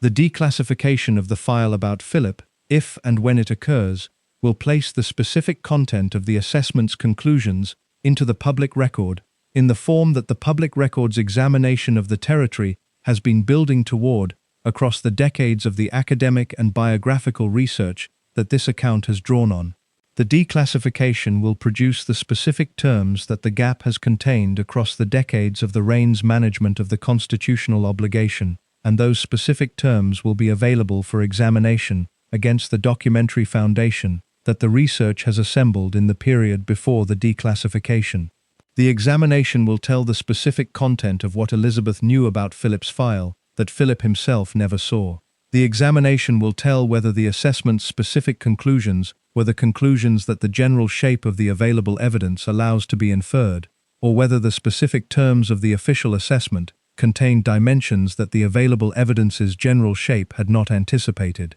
Until the declassification occurs, the specific content remains in the file. The file is in the records. The records are managed by the institutions responsible for classified intelligence management. The declassification process will determine when the specific content enters the public record in the form that the public record will eventually contain it. Elizabeth took the specific content to the grave in the specific sense that the death ended her access to the classified knowledge the constitutional position had maintained across the reign. The knowledge she had held about what the service's assessment of Philip's background had specifically concluded was knowledge that the death made inaccessible to her, and that the classification made inaccessible to the public record until the declassification process applies. The taking to the grave was the natural termination of a 69-year maintenance of sovereign knowledge within a personal relationship whose most intimate dimension was the most complete exclusion the taking produced. Philip never saw what the file said about him. Elizabeth never told him what it said. The constitutional obligation required the management. The management produced the secret. The secret's 69-year duration ended with Philip's death. Elizabeth's own death came 17 months later, closing the account of a sovereign who had held the institutional knowledge of the Crown's most classified assessments across 70 years of service to the constitutional position whose requirements she had managed with the sustained discipline that the reign's full duration produced as its most consistent institutional characteristic. The taking to the grave was the discipline's final act in relation to the specific knowledge the position had conferred, and that the position's termination through death had now removed from the management's requirements. The knowledge was held, the duration ended, the grave received what the classification maintained. Philip never knew. The file remains. The marriage lasted 73 years. The constitutional architecture produced the secret. The personal relationship carried it. The death concluded it. All three are permanently documented in the institutional and biographical record of a reign that produced, in the specific intersection of the sovereign's constitutional access and the consort's constitutional exclusion, one of the most specific and most intimate instances of the institutional management of classified knowledge within the private architecture of a personal relationship that the public record of the British state's modern era contains. The photograph from Darmstadt still exists, a 16-year-old boy in a dark coat, surrounded by men in uniforms, standing in the cortege at his sister's funeral in November 1937. The photograph's difficulty of location in British institutional archives is the most visible evidence of the management that the institutional architecture applied to the most concrete image of what the security assessment was built to evaluate. The assessment was built, the file was maintained, the sovereign read it, the consort did not. 73 years of marriage produced in both of them a mutual knowledge of extraordinary depth and specificity, the accumulated knowledge of two people who had shared daily existence across 7 decades of institutional life and personal proximity. Philip knew Elizabeth in the most intimate available sense, in the form of direct experience across 73 years of sustained cohabitation inside one of the most scrutinized institutions in the world. Elizabeth knew Philip in the same form, the form of direct personal knowledge that no official assessment can replicate, and that the official assessment was not designed to replace. The official assessment knew something Philip did not. It knew what the intelligence professionals had concluded about the implications of his family connections for the official evaluation of his position in relation to the Crown's security, in the specific terms of a classified document maintained across decades of updating and available to Elizabeth through the constitutional relationship that the sovereignty conferred and that the consort's position excluded. The exclusion was institutional. The marriage was personal. The two things coexisted across 69 years of the marriage's duration, in the specific form of a constitutional obligation maintained within a personal relationship, a silence on a specific subject within a communication otherwise characterized by directness, a sovereign's knowledge held alongside a wife's knowledge in the same person across the full duration of a reign that produced both simultaneously. Philip died not knowing what the file said about him. Elizabeth died holding the knowledge of what it said. The 17 months between the two deaths were the months in which the constitutional obligation's personal dimension, organized around the specific exclusion of a specific person, gave way to the purely institutional dimension of classified materials' ongoing management by the institutions responsible for it. The Crown's weight is not only the weight of ceremony and public duty and the sustained performance of an institutional role across decades of service. It is also the weight of the specific knowledge that the constitutional position confers, knowledge that the position's architecture makes available to the sovereign and withholds from the people closest to the sovereign, across the duration of a reign that produces in the person who holds it the accumulated weight of what the position has required to be known and what the position has required not to be disclosed. Elizabeth carried that weight for 60 years in the specific dimension of what she knew about the man she was married to, that the man himself was constitutionally excluded from knowing. The crown is heavy, she wore it anyway, for 70 years. Thank you so much for watching until the end. If you loved this story, check out the other videos on your screen now. I think you'll really enjoy them. And don't forget to subscribe if you haven't already. See you in the next story.